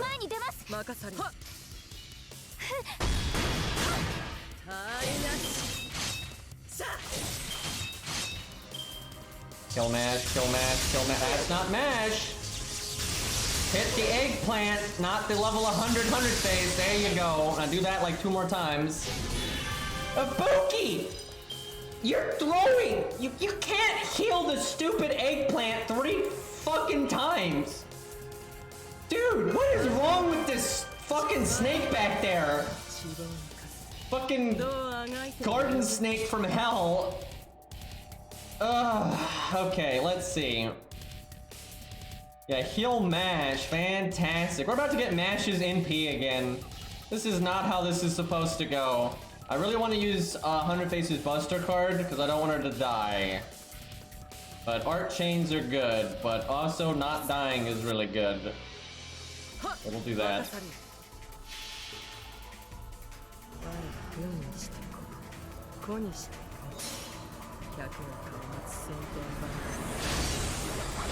Man, we might actually get Mash's NP again. If I had done Mash's art card there, we would have, unless Mash died this turn.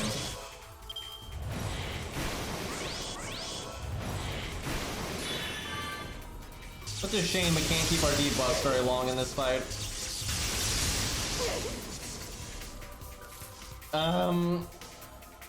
This is getting awkward. You know, I might just embrace the Mash. Dude, are we gonna have Asclepius show up with Proto-Coup? Because that is not what we want. Okay, I guess I do this now because gotta save health. I should have done that earlier, to be honest. I really need Asclepius. Okay, I'm not Mash NPing. Fuck that. Like, Mash needs to die. I really think, like, Ibuki healing Mash in this kind of setup anyway is incredibly bad. Like, I think we're, like, guaranteed to win if Mash doesn't get healed. Because then one of the 100 bases gets healed, so that means they'll stay in it longer to have enough health for the next NP. And also means the Asclepius will be here, so you have another heal. So, like, your 100 bases will be full health for the next NP. But, come on, kill Mash. Kill Mash, you son of a bitch! Like, I'm not exaggerating when I say, like, Mash getting healed just ruins everything. And now he's stunned. Great. I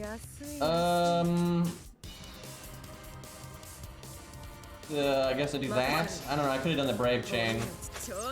Dude. How? Like, this is ridiculous that Mash never died. Okay, the 100 Faces are probably gonna die, so I probably cast their skills just to, like, make more stars, you know, do a tiny bit more damage. There's a chance that middle 100 Face lives. So maybe I save her second skill. It is not a good chance. Does she have her heal this turn? Nope. It'd be awesome if she did. She's got her heal boost and the other heal boost, so she could actually heal for 2,000. Man, that would turn this ship around.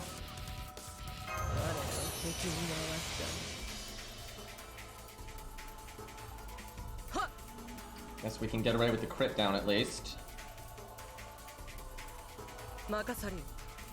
Well, I'm pretty sure we're fucked because Metal Hunter Face is gonna die here. Dude, if Mash had just died, or we'd gotten 100 Faces Buster card there, I think that would have done it too.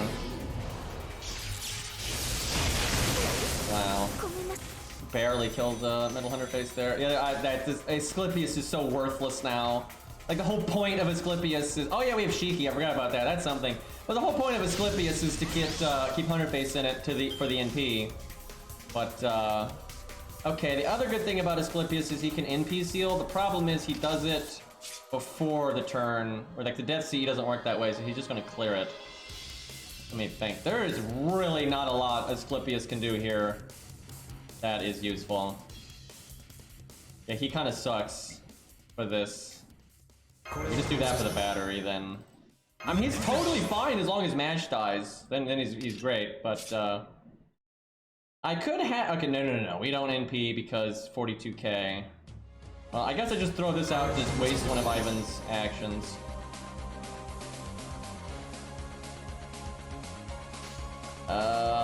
Gotta do 42k.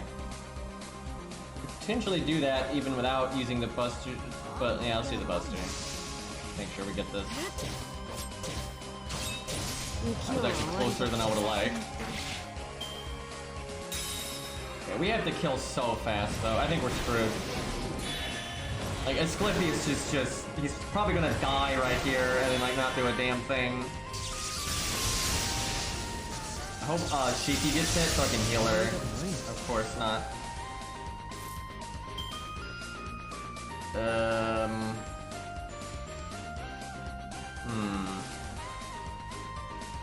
I might as well evade, so I'm not gonna get any use out of it later. I really wish Shiki had quick last turn and had art this turn. That'd actually be awesome. Unfortunate that we got that NP gain down too. I'm quite frustrated right now because this is like, we're gonna lose, but we would win with like so much excess value, I think, if Mash just didn't get fucking healed every goddamn time. And even if Mash gets healed, it's still not that crazy for Mash to die before the second NP.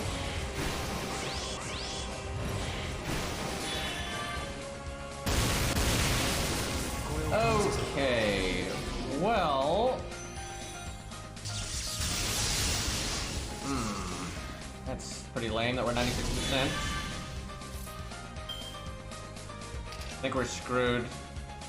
Because, if Protoku had his NP right now, we might be able to win.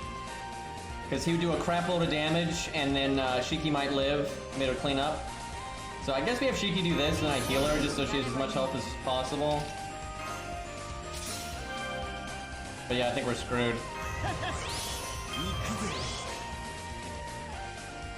I don't know, maybe I should have done Shiki's art card just to get her NP.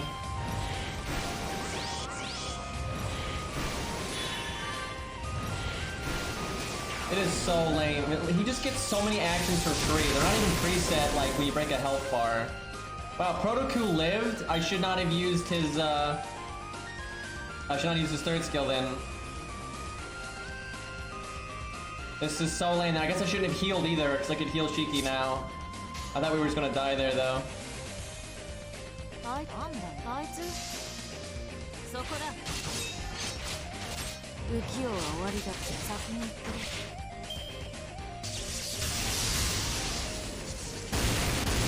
And there we go. That's so lame, dude. Like, I think the setup would work if just Mash wouldn't live for 30 years. And even, I swear, even if Mash gets the heal, I don't think she would normally live that long. I think that's like a massive outlier. I really should give 100 face demo command codes. It could really help her stay alive, but I just cannot fucking be bothered with the UI in this game. Like, I'm trying to think though, like, I want to pick a unit in this slot that is good no matter what happens. But I don't see how I can do that. Like, every budget choice I can think of is either good if Mash does actually die, or is good if she doesn't die. Like, if she doesn't die, you want this to be something completely different. But if she does die, then it would be useless. I can't really think of something that's good no matter what. I think I just stick with this, because I really do feel like that was an outlier, but, I don't know, you could just bring another assassin. That way, if they live, you know, if they're in like the ending part, they can just do some damage. I don't know, maybe I just use Fuma, because Fuma was pretty awesome on my main account, because it actually blocks the invulnerability and stuff like that. Also, you can have attack down on the NP turn sometimes, and so you won't hit as hard. This is not a great opening hand. Kind of leaning towards doing Mash's third skill here. I don't want to use Fuma though. I really want to see if I can make someone else work.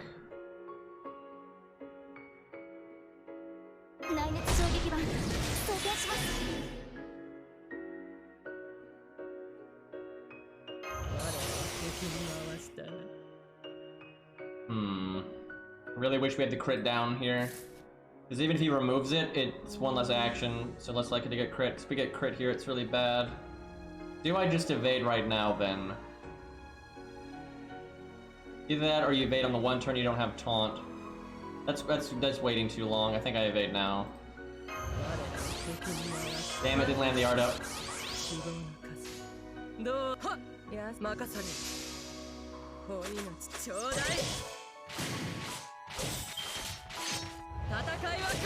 I have not had Taco Bell in an unbelievable amount of time. I honestly can't even remember the last time I had it. I don't even mind them. I'm not one of those people that's like, oh my god, Taco Bell's so crap. They're alright. But, I haven't even thought about it, really. Okay, if I had known Mash was gonna get her NP, I would have then done their evades right now. Because then I wouldn't taunt with her.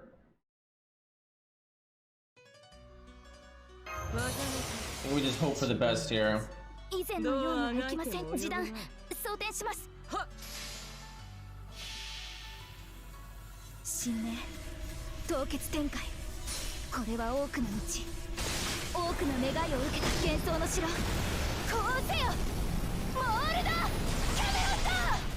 have to go there next time I have the opportunity to. Okay, it's Black Barrel time.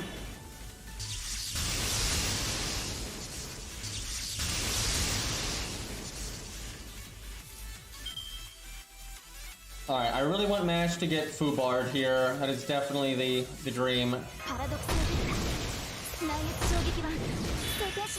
I can double NP on 100 face, or I can do the attack up. Even though she didn't land the art up, I think she could still break if I just did the attack up on the metal one. And then I could save the other 100 face.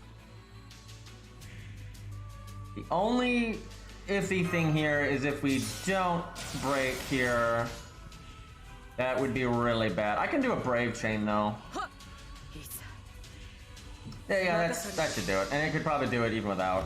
The only way we fail is if we like low roll every single attack, then we might have a bad time. Low rolling really is an obnoxious mechanic in this game. So sometimes, especially when you're doing budget stuff and you're not like using Castoria and crazy crap like that, you know, you can really be pushing it on like breaking a health bar, and the difference of breaking it and then almost breaking it is so big that the whole low high roll system can be very frustrating. Well, we were cutting that pretty close. The entire extra attack is going into the void, but still. 73 stars, okay.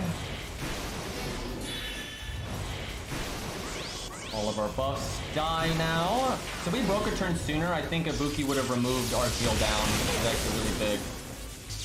Don't heal Mash. Also, please stop attacking my... Okay, it did heal Mash, although somehow Mash is still really alive, which we do not want. Oh no, Ibuki did get our stuff, okay. They both get their heals back next turn. Maybe I don't heal either of them and I just hold it. I'm just a little worried one of them might die this turn if we get unlucky.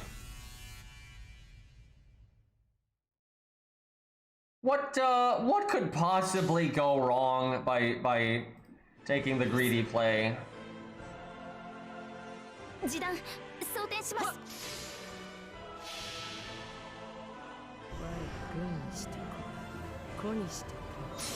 It's because Mash's first skill is Black Barrel, and Herbertrot has Black Barrel. So basically when she's using the skill, Herbertrot's using it on the boss. story stuff. Which is part of your, like, you know, main story entourage in this place. If only Mash had died there. Okay, Mash though is so close to death that I think it's okay to use her MP to just help 100 face out. Like, surely Mash is going to die this turn, right?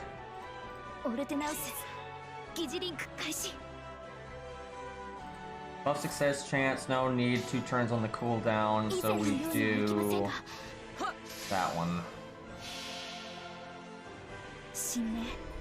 Please kill Mash. Please kill Mash.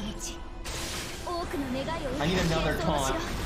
Triple taunt, VR Mash. That actually makes her kind of good, to be honest. She's already kind of good in the right circumstance. Really, if they ever buff VR Mash's NP, I think VR Mash could become quite a good unit, because the controllable double taunt where they don't have to be back-to-back is really nice. And then the potential of getting some like burst damage in with the first skill's not bad either. It's like, there's good stuff there. No, no, no! Ivan! Dude, Mash is not gonna die! I shouldn't have leveled her to 90. I should not, this is ridiculous. The only upside is at least 100 face has like kept most of her health. But, also, I wish Ibuki didn't stun there. Okay, we'll still have this. This will still be here. That's from, Herbert Trot, so he'll do a little bit less damage. I should have used that evade sooner. That was a mistake. I kind of just forgot. Got kind of wrapped up in things there. Okay, I'm gonna do the art card first because I want the back 100 face to be able to NP next turn. I might be able to break with these normal cards over these 2 turns, but I just want to make sure. Okay, no, I could have just gone for damage, but now he's super low. Okay, back 100 face is gonna die.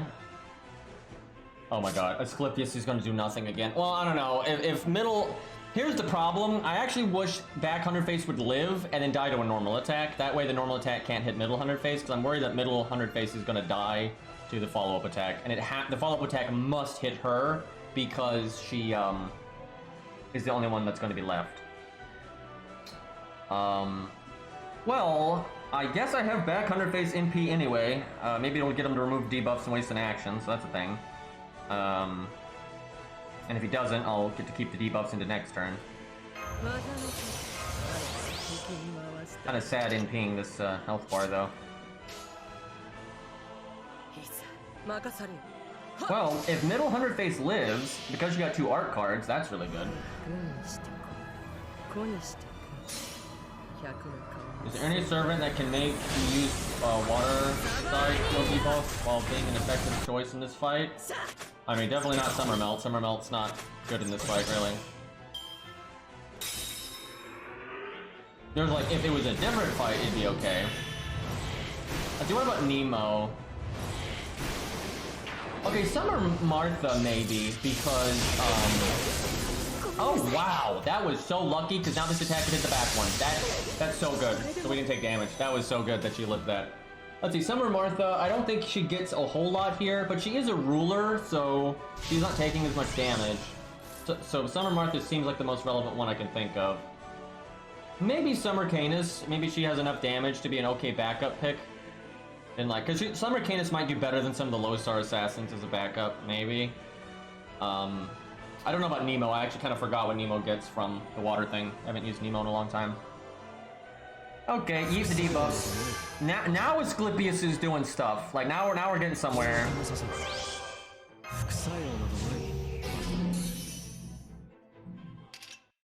Okay, I think we save Shiki for like, you just know this boss is going to invulnerability on us at a bad time, so. I could wait to 100 face NP until she gets her skills, but I feel like I should just go. Especially because Ivan still has the debuffs from the previous 100 face. More attack, sure hit. Shame that it's not piercing vulnerability. That'd actually be pretty nice here for like a finisher or something.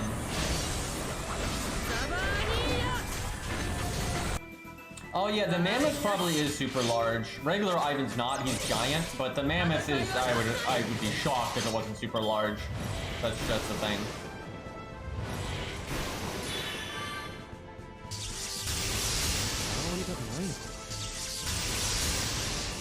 This still feels worse than the other set. I don't know. It really just comes down to the match thing.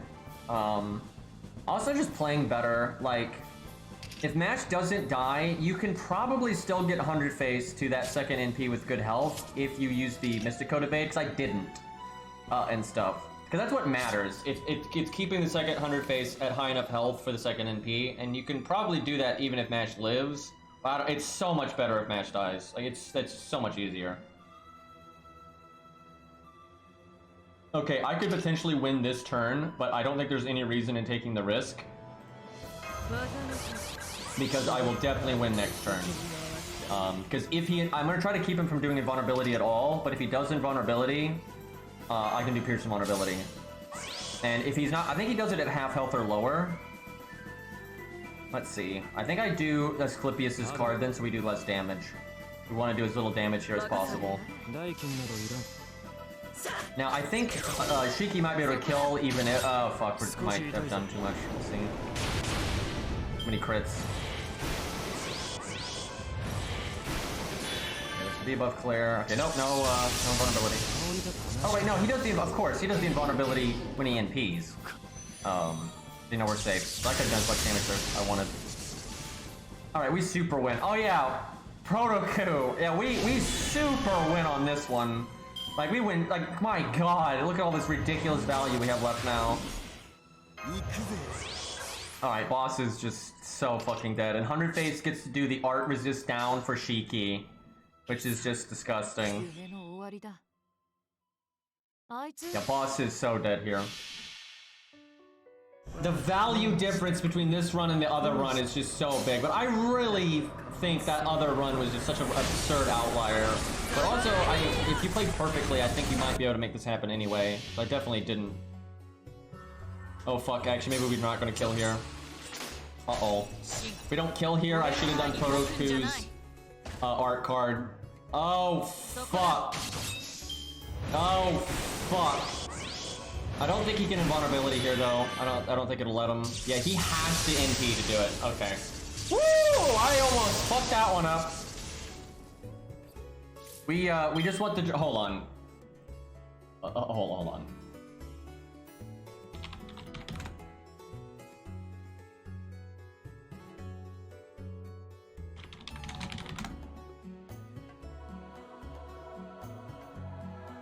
Gotta get the music here.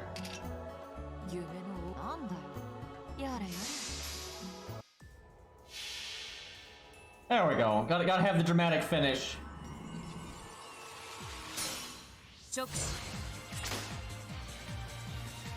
And then like cutting the mammoth to pieces, you know?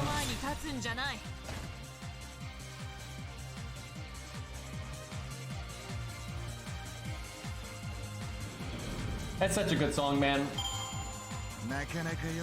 Oh yeah, Proto-Coup. You deserve that victory line. His work here is done.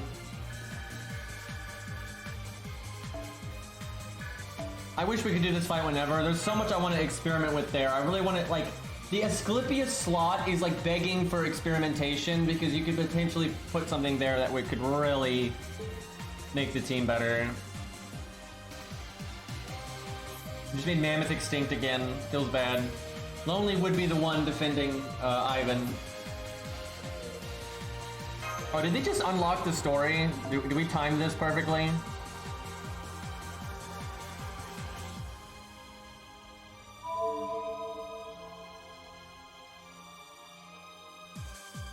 Shiki is definitely better than the average welfare we see these days. Scripted, yeah. I think we may have just, I don't know, we'll see. I think you had to do this chapter anyway. I think this chapter is like 3 arrows of no content.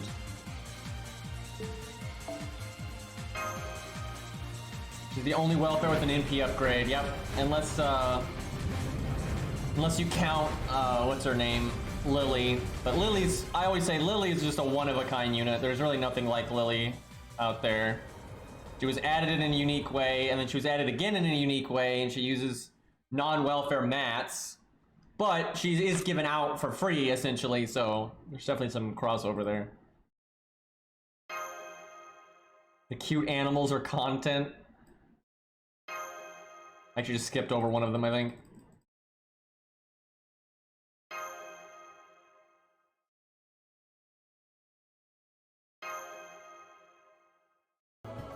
Herbertrot is just a free 4-star, ultimately, because you get her from the main story, and then she's an FP summon, so... She's like a welfare in that everyone can get her, but actually she's more generous than a welfare, though, because you can miss a welfare, you just start playing the game after the event, and you're not gonna get them. Where you are going to get Herbertrot no matter what. You beat Lost Belt 6, you get her, and she's then an FP summon. So, like, she's more generous than a welfare, I would say.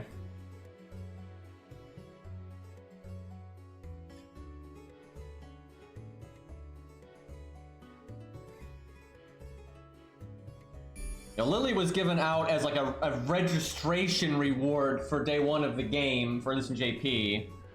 And then she was given out kind of like a welfare in Saber Wars, and then she's given out again in FP, so she's just available in all kinds of weird ways. But then unlike a welfare, she doesn't use like a welfare mat to ascend and all that kind of stuff. And that's because when she was originally added, she was, you know, not just like an event welfare. The problem if they put old welfares in FP is, one, some of the like the marketing stuff they did back in the day might be like lying, and then 2, that's just a lot of stuff in FP, so it'd be kind of an issue. But I mean, I wouldn't care if they did it, as long as it doesn't slow down my ability to get coup. Yeah, Chloe has a skill buff. And they've buffed welfares, it's just, Shiki's the only like totally vanilla normal welfare that's gotten an NP buff.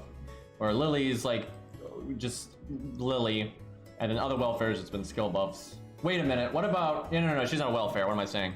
I was conflating their welfares and how they hadn't buffed summer units, but they have now buffed some summer units like Martha. She got an NP buff, but she is not a welfare. People would have been happy if that was a welfare though. Who the hell uses Summer Scath? Now I know someone in my chat's gonna say I do, but that is like the rarest thing ever. Like, everyone has it, but nobody uses it. She is such a wonky unit and is so outclassed by so many other units out there.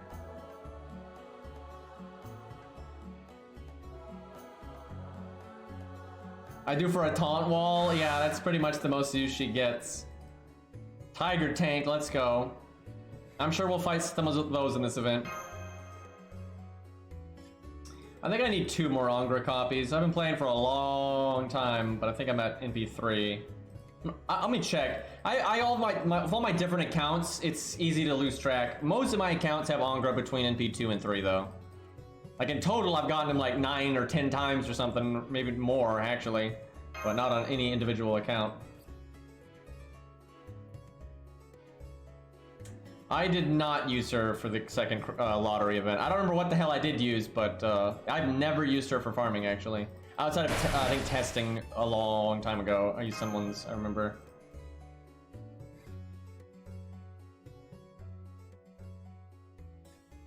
Can we get like a brutal axe murder knight as a unit in FGO? Or just the Green Knight, you know, just get like the Green Knight, full plate armor, big axe.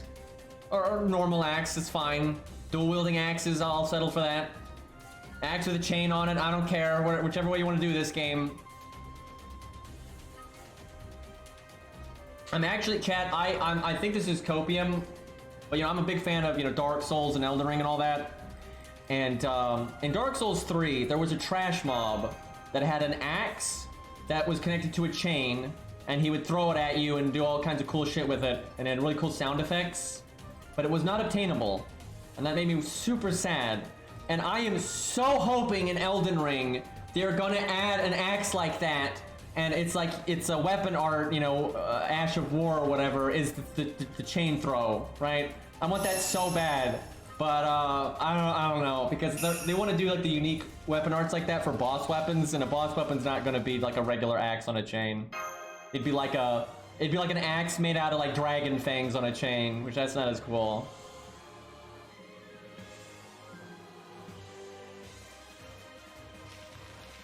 But yeah, we could get that in FGO too. That'd be good. Actually, normally when I do that area, I just like roll past him and he never gets me on the ladder, so it's not generally a big deal. If you try to fight him, he can fuck you up. Her dragon's pretty cool, by the way. By the way, it is actually white, unlike Blue Eyes White Dragon, and its eyes are blue, so actually the legend.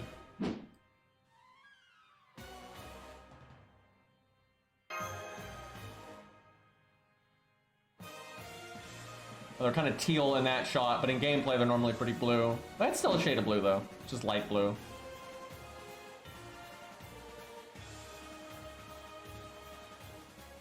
If we don't have any more content, we might use her against Richard, just because I'm curious how she does. Especially in comparison to Siegfried and Sigurd, because they do very well there, and actually I think Sigurd soloed it. And we've never used a maxed out Siegfried, but I suspect a maxed out Siegfried can solo Richard, although I think it's really close.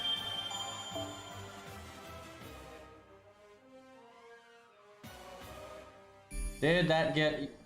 Yep, the time gate just lifted. So I'm gonna have to do that on my main account before the raid. So I'm probably gonna stay up a little bit tonight, because I want to get Kudaban 15, because he's so close. It's like 60, like 4K or 65K or something. And besides, maybe Surtur will drop bones or something. Did Cairo say if he was going to stream again for the raid? Because that was fun. And I'm not doing that because I'm way too tired. You know, for him it's like 1 a.m. For me it's 4 a.m. You know, fuck that. He is awesome. Yeah, I'll be hanging out there then for sure.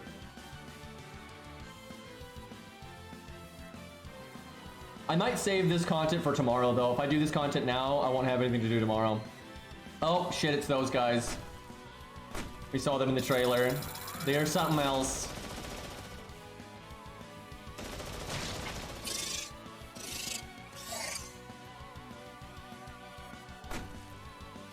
Yeah, before Sigurd's upgrade, he did really badly against Richard, but he really picked it up after that. Are they fighting each other?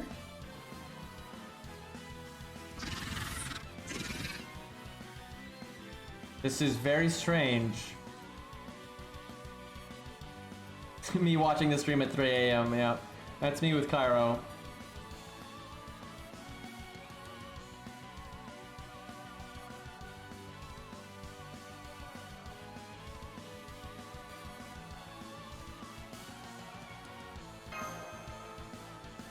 It's a gun eat gun world out there. So are we on the, I guess we're in the center part, and the center part looks a lot like the bleached earth, you know, outside of the Lost Belt, and you can see a regular machine gun in the background. Is this like Mad Max, Mutant Land? Mutant lizards? If there's a stage with them, I kind of want to at least start the stage and see their animations. Because I want to see what's going on here. And I wonder what their NP is. Because some trash mobs get cool NP animations. Or actually, if they have good animations, I'll need to record them for that video I'm going to make down the road. I still don't have the CE drop, Fury. I've been doing stages here and there, but it's just not happening. I've opened like 14 boxes on NA, which is not that much, but you know, I don't play NA a lot.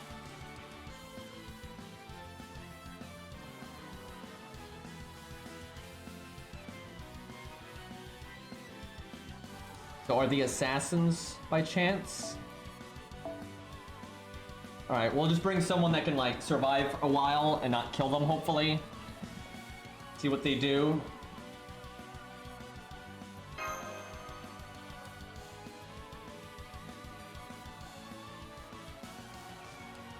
Man, I hope there's no content I want to make a video for because I gotta do this content before the raid.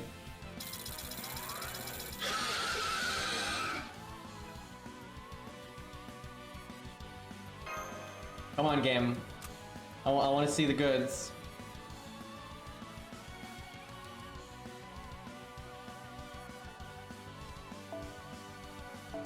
Alright, we just want to stall. I'd say Scatty's fine for that, but she's got the event CE. Yeah, there we go.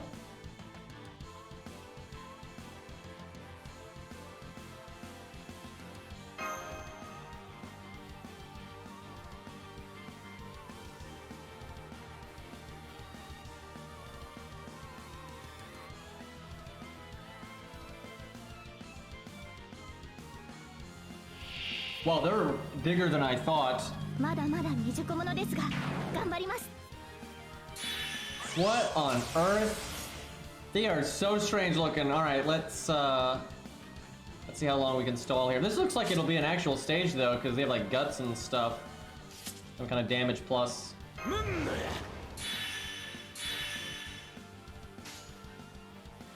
Alright, let's see what they do.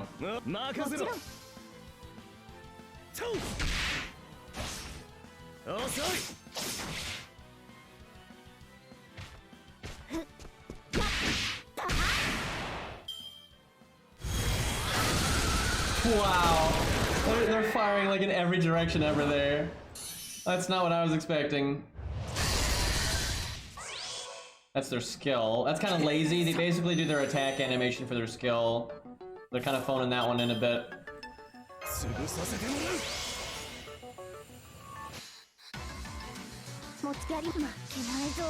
Now we're gonna have to go through slow-mo Castro Artoria animations here.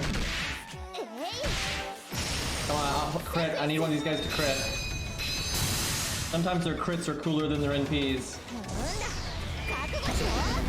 Pretty much everything here is named after real-world technology and like weaponry, machinery.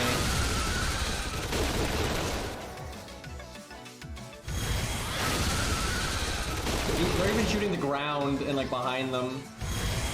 And assassins normally crit a lot, and these things haven't crit once.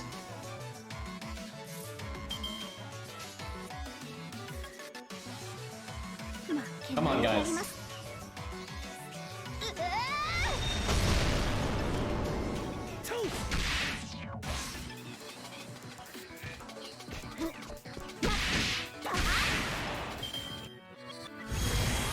Come on! That does look cool, but we need the crit.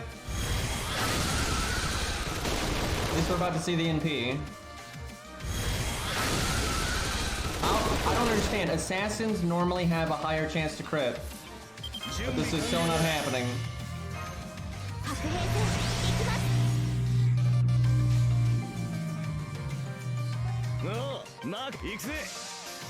Achilles doing so much damage here. Oh yeah, she does have Fey eyes, but I'm pretty sure that only applies to herself, doesn't it? But yeah, that doesn't help. I didn't even think of that.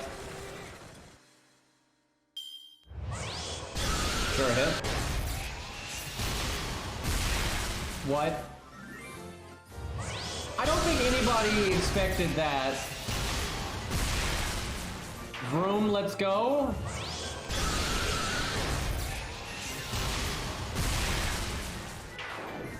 Okay, game. Can we get the NP now? Or are we worthy?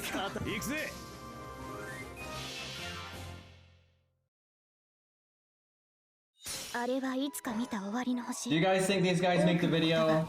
I gotta see the crit. If the crit's decent, they probably will. But if the crit is basically just their normal attack, I don't know.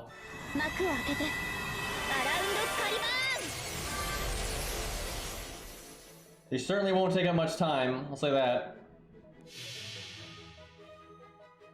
I don't know why I'm NPing right now. I feel like I'm just wasting time. I mean, Achilles NP is pretty nice. I'm just going all over the screen here.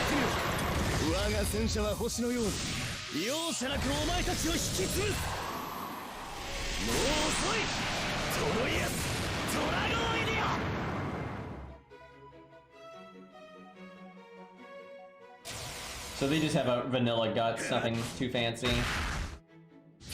Okay guys, come on.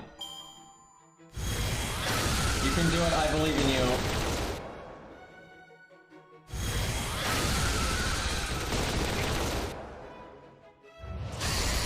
Okay, I gotta look this up. I don't think her Fey Eyes work on her teammates, but maybe it does, because it's so bizarre we haven't gotten a crit.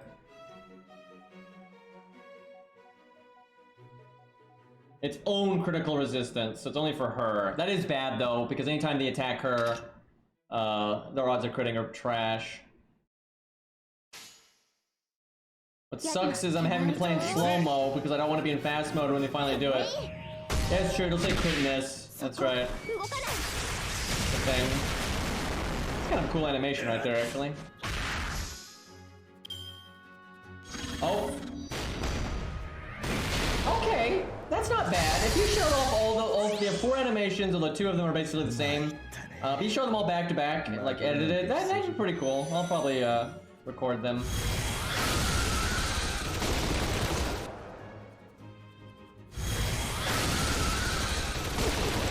Yeah, there's a crit miss.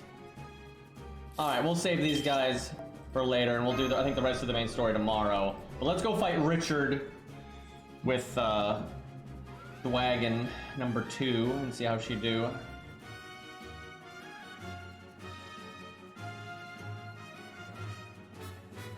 Alright, let me give her the best command codes I can.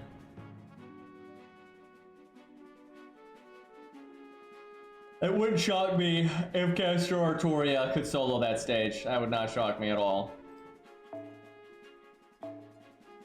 Because if she was getting the deck every turn there, she would have already killed a bunch of them and would have NP'd a million times.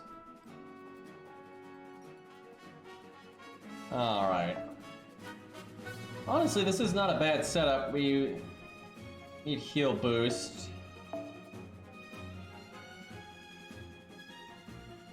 So it's a shame she doesn't get defense up against dragons like Siegfried does. That would really help.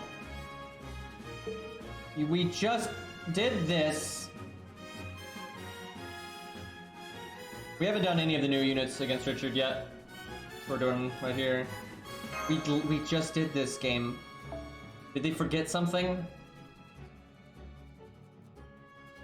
Wonder if there's like a weird bug they had to fix.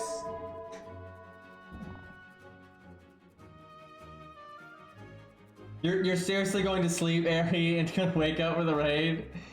I wish I could do that, but my biological clock never really allows me to do that kind of thing. Well, good luck. See you later.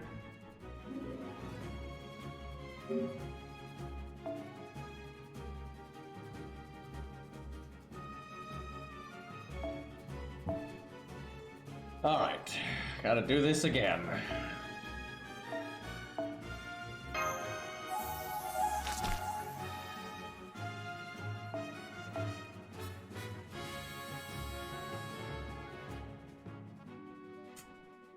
What am I? Oh, it's heal boost. That's the one.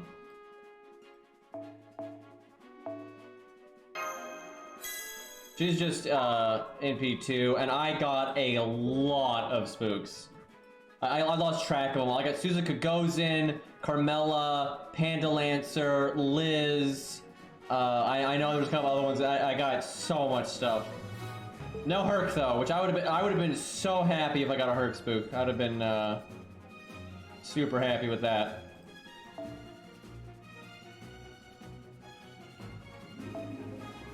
That is not Richard. I didn't roll that much. I was just getting 4 stars like candy. Just not the rate up one. Yeah, 4-star rate ups, dude. Because if you win the 50-50, you can NP 5. I would have NP like 7'd her or some crap. I know in total I got more than 5 stars because I got her twice, so that's 2. So I probably got like 8 4-stars or something. So I could have, like, if my goal was to get her, I could have stopped rolling sooner. But my goal was to get Ku, which thankfully worked out. So overall, it was good. But if I'd gotten a Herc spook, it would have been better. And if I didn't get that Liz spook, I'd have been all right with that. I could live without that.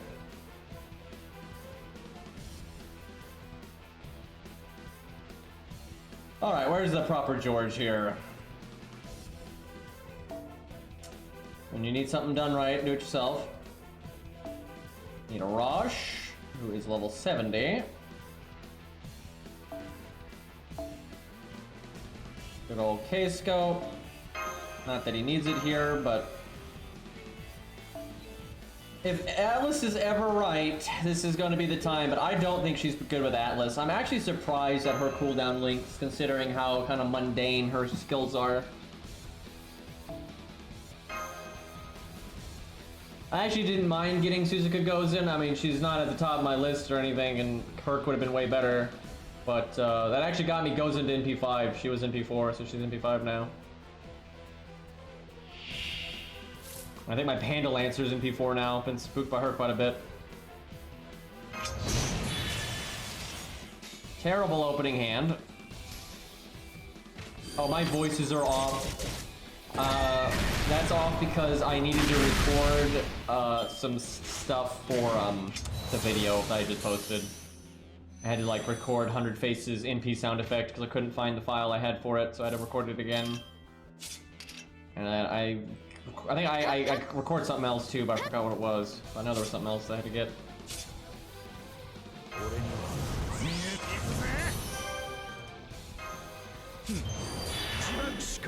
Wow, she is just getting the worst luck right now. The good news is, it's not the end of the world if she uses her third skill on turn 1.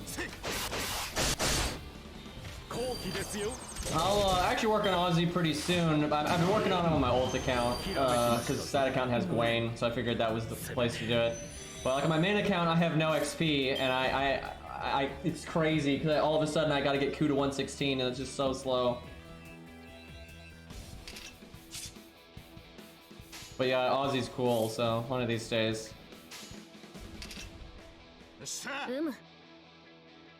I'm putting a lot of trust in her having better Stargen than Arash. I think that's incorrect. I think we'll have her get overkill there. Okay, here we go. That's probably the most stars I can get. They're both 3-hit quick, I believe, and then Arash has got the Stargen up.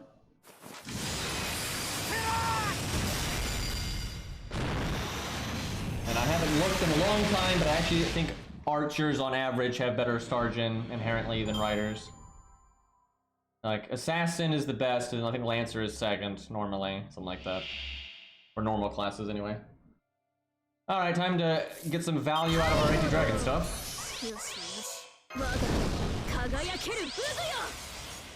We look so funny when how much bigger Richard is. It's pretty silly. Alright, I don't think we third skill. Wait, I want the stars though. But it's too soon.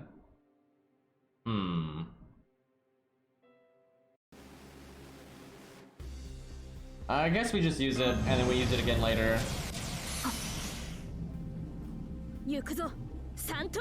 That art is mighty tempting. I think we do art because I get the heal boost and I can heal next turn.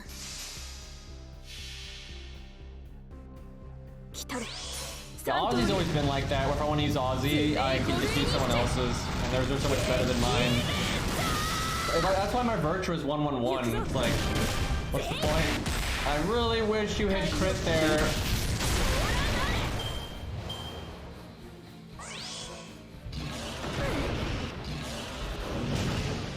Ooh, we got messed up there. I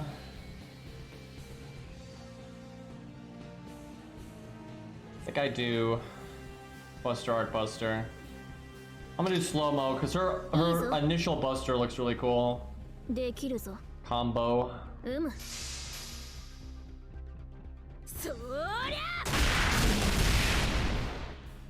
Dragon's fucking him up, man. Oh wait, can we crit ever? I don't think we crit a single time, and throughout the run we've had a decent crit chance, and we got all these anti-dragon buffs. Yeah, I feel like we're getting screwed here, especially on that turn where Arash quicked and we quicked and we had the star bomb and all that. I probably should have gutsed on that turn. If we do this again with her later, I'll probably do that.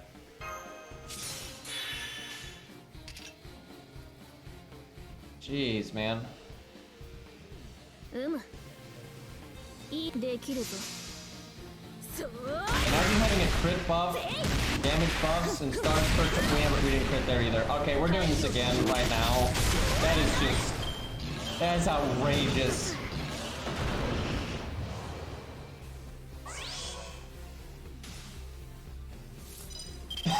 Excuse me. Maybe I should have put Star Bomb on her art card instead of Merlin. Yeah, Richard's showing the little dragon how it's done. Gotta be a good role model. By the way, Herbert Trott can solo this stage. It does take a while though.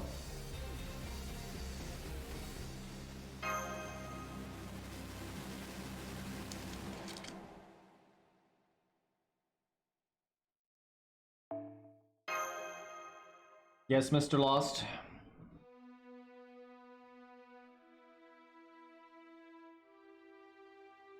So I can tell you all right now, I'm not doing a bonus stream today. And it's not because I don't want to play like Dark Souls or something, but because I didn't really sleep, I am so exhausted. I am like dead. So yeah, no bonus stream today, but hopefully tomorrow. Can't win them all. Lost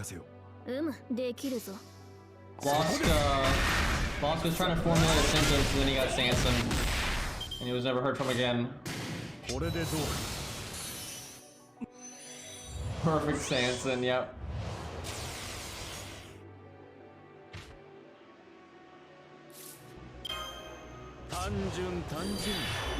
Well, no stars to be had here.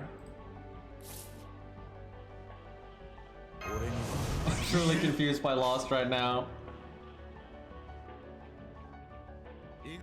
Making stars now to try to make stars next turn. At least the Rosh got that star gen up where he makes 0 stars. Okay, he 4 hit art and he made 1 star. Very good.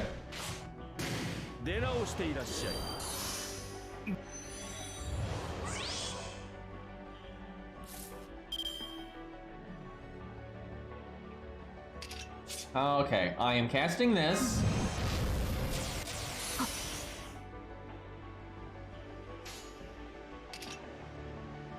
I don't think Lost is gonna let us know now. I think he's just gonna intentionally keep it secret. What a bastard, dude. He shows up, fucking sticks his tongue out at me, calls me a loser, fucking stops mid-sentence. What is this guy?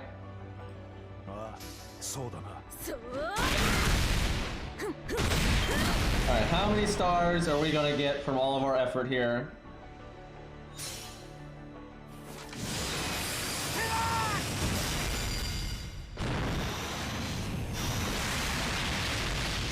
Lost, is it the Green Knight? Lost, is it the Green Knight? This is important.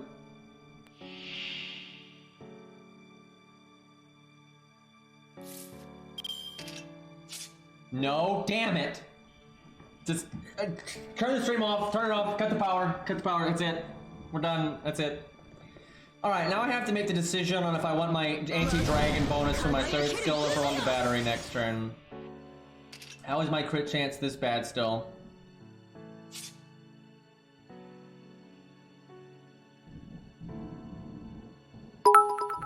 This is tough. Don't you start with that shit, chat. Okay. Why does the 80% crit... I want to do art if I'm going to save my 3rd skill. But the art is 40-50. Just give me 1. Game, give me 1. Give me 1 crit. Between 40 and 50, I'm favored. It's like a rigged coin toss. But if you lose the 50-50, you get another shot at it. Like, it's rigged. Like, we're cheating right now. Yes, thank God. We're not that bad at gambling. Okay, Richard fucking us up.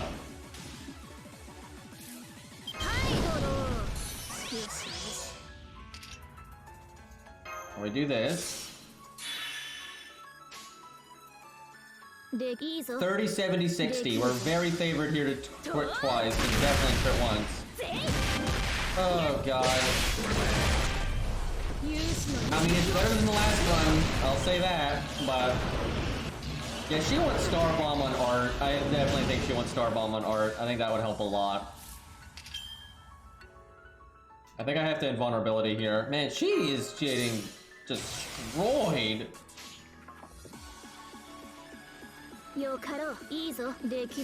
Like, yeah, she's level 80 in P2, and most units we use here are significantly more upgraded than that, but she is not doing well. Like, Siegfried does so much better than this.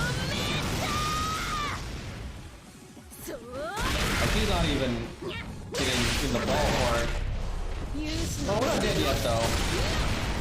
At least she's gonna make it to that 700k range, which is what I normally want to at least see out of an AoE unit. But that's within her niche, so if she wasn't in her niche, she might not be making it that far.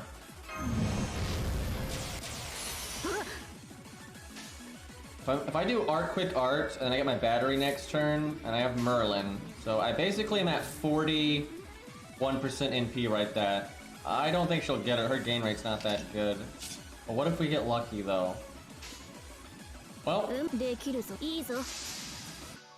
on. That's not a crit. Crit, damn it. If that hit crit, I think we might have done it. Oh yeah, if that hit crit, we absolutely, if any of that hit crit, we would have gotten our NP there. Our only chance now is not dying this turn, which we really need so we can apply our damage up for more than one turn. We got our heal off cooldown at least. Alright, come on. We're healing for 2,000, we did for 4,000 in total.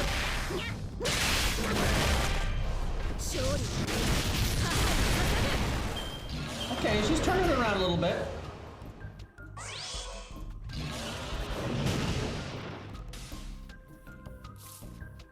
Yeah, they should definitely give Green Knight guts. It's so wrong if Green Knight doesn't have guts. I don't think they'd fuck that up. It's too much of a thing in the legend that there's no way they wouldn't get that. Like, I'm so confident if they made Green Knight, they would do guts. Like that, you would have to literally not read a single thing about Green Knight to not do guts. Alright, well, it's our last turn, so might as well BBB and just hope for good luck. Okay, she did turn it around at the end here a little bit, and this was so much better than the previous run. Still, for being in her niche, like if she wasn't in her niche, I would say this would be a great performance for an AoE unit that's only level 80. But for in her niche,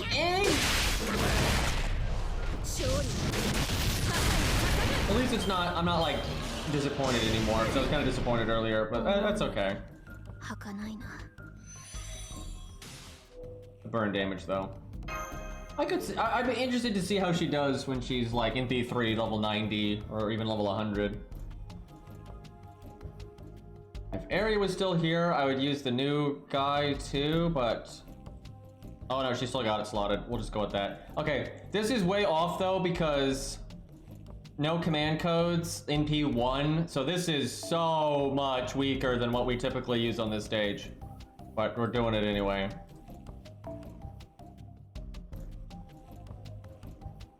I really wish in a solo though he got to use his buster attacks more. I like his close range buster, but you rarely get to do buster for solo for him, and it's normally the long range one. Actually, I think it's always the long range one.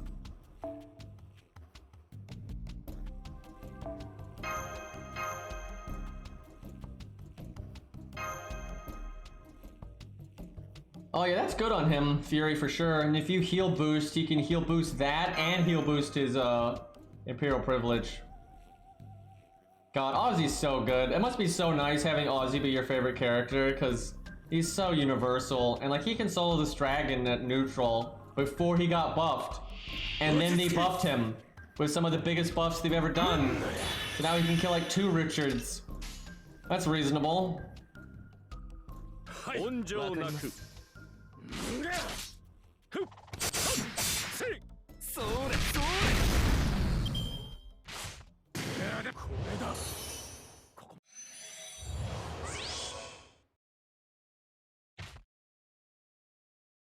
But if they ever make Green Knight, what I will really look for is if they reference the Arthur and Cromwell story, because most people don't even know about that one, but Green Knight is in that, and that'd be really cool if they referenced that. really, because of what he does in that story, he could, depending on the version of the story though, but he could potentially be a caster. Basically, I'm trying to remember, it's been a while. It's like Cromwell is like blessed by something, so he can't like be killed. It's like some nonsense. Or no, they're fighting like a forest wraith. I don't fucking remember. They're fighting something, and it's spooky stuff, right? It's like foresty wraith thing or whatever. And Arthur can't kill it, but the Green Knight's able to kill it with like some incantation that he casts, and it's because, you know, the Green Knight's always kind of connected to like the forest, and you know, he's kind of spooky and he's kind of mysterious and like knows stuff that, you know, he's not, you wouldn't, you know, that most people wouldn't know, right? But they never really expand on that in most of the Green Knight stories. But yeah, he casts like a rune or a scroll or something, and I don't even remember if it's Cromwell or if it's like some wraith thing. I can't remember. I gotta read that again, man. It's been a while. But yeah, if they have Green Knight like whip out a scroll and like curse somebody or banish somebody or whatever, you know, shoots a fireball or something, that's probably a reference there.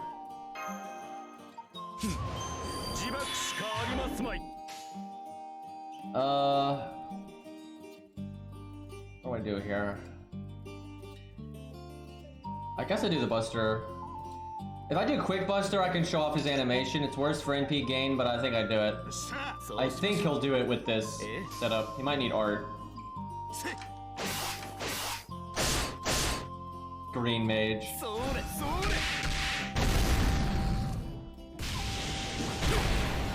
That's an okay animation, but that's not the one I'm thinking of. Actually, I don't think he does it in this stage.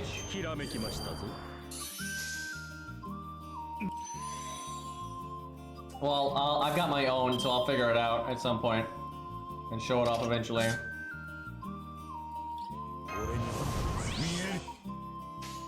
Alright, next, Stargen. What is that? Yeah, it's the horse.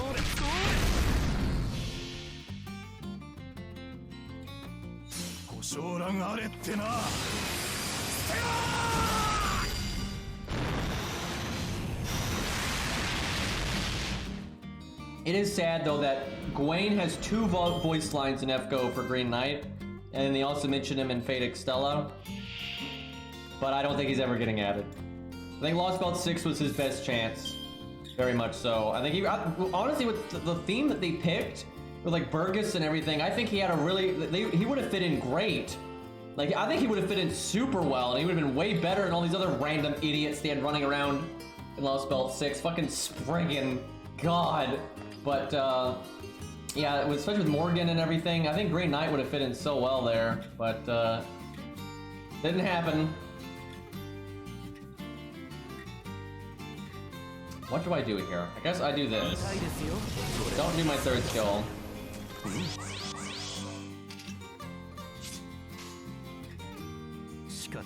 See, green, press green. Shut up, Fury.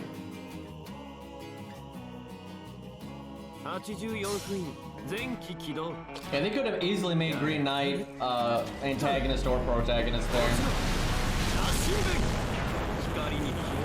Boy, NP1 damage though, that's a little rough. That extra attack. Wow, you're just gonna casually double crit me on turn 1. What about Agravain? He'll probably get added. He'll probably get added. Like, Green Knight, I don't know, but Agravain, he's gonna get in. Boss throwing pennies at my face. We're not gonna live long enough to get our skills back because we're getting so destroyed here.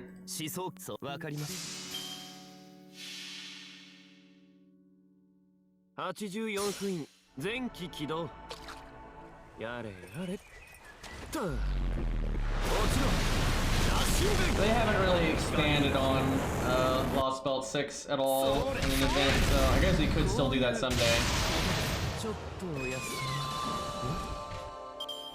Yeah, it's never over. I mean, Ricky got added in Lost Belt 5 of all times, which I don't think anyone would have predicted that.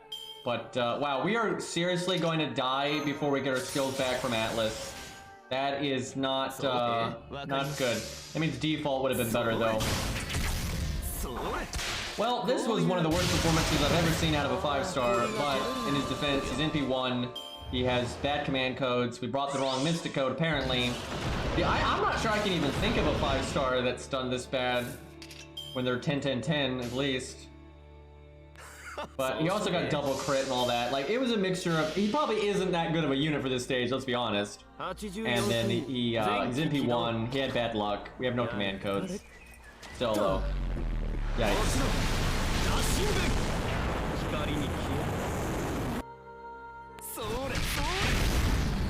Yeah, aggravating in the movie is pretty cool.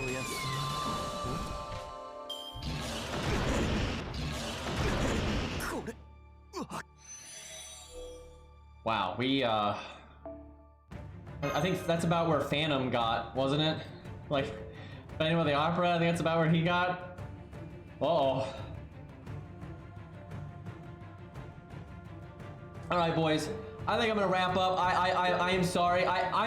If I felt better, I'd be totally okay with just streaming and showing the rest of the story and all that, but I gotta take a break. I am really tired.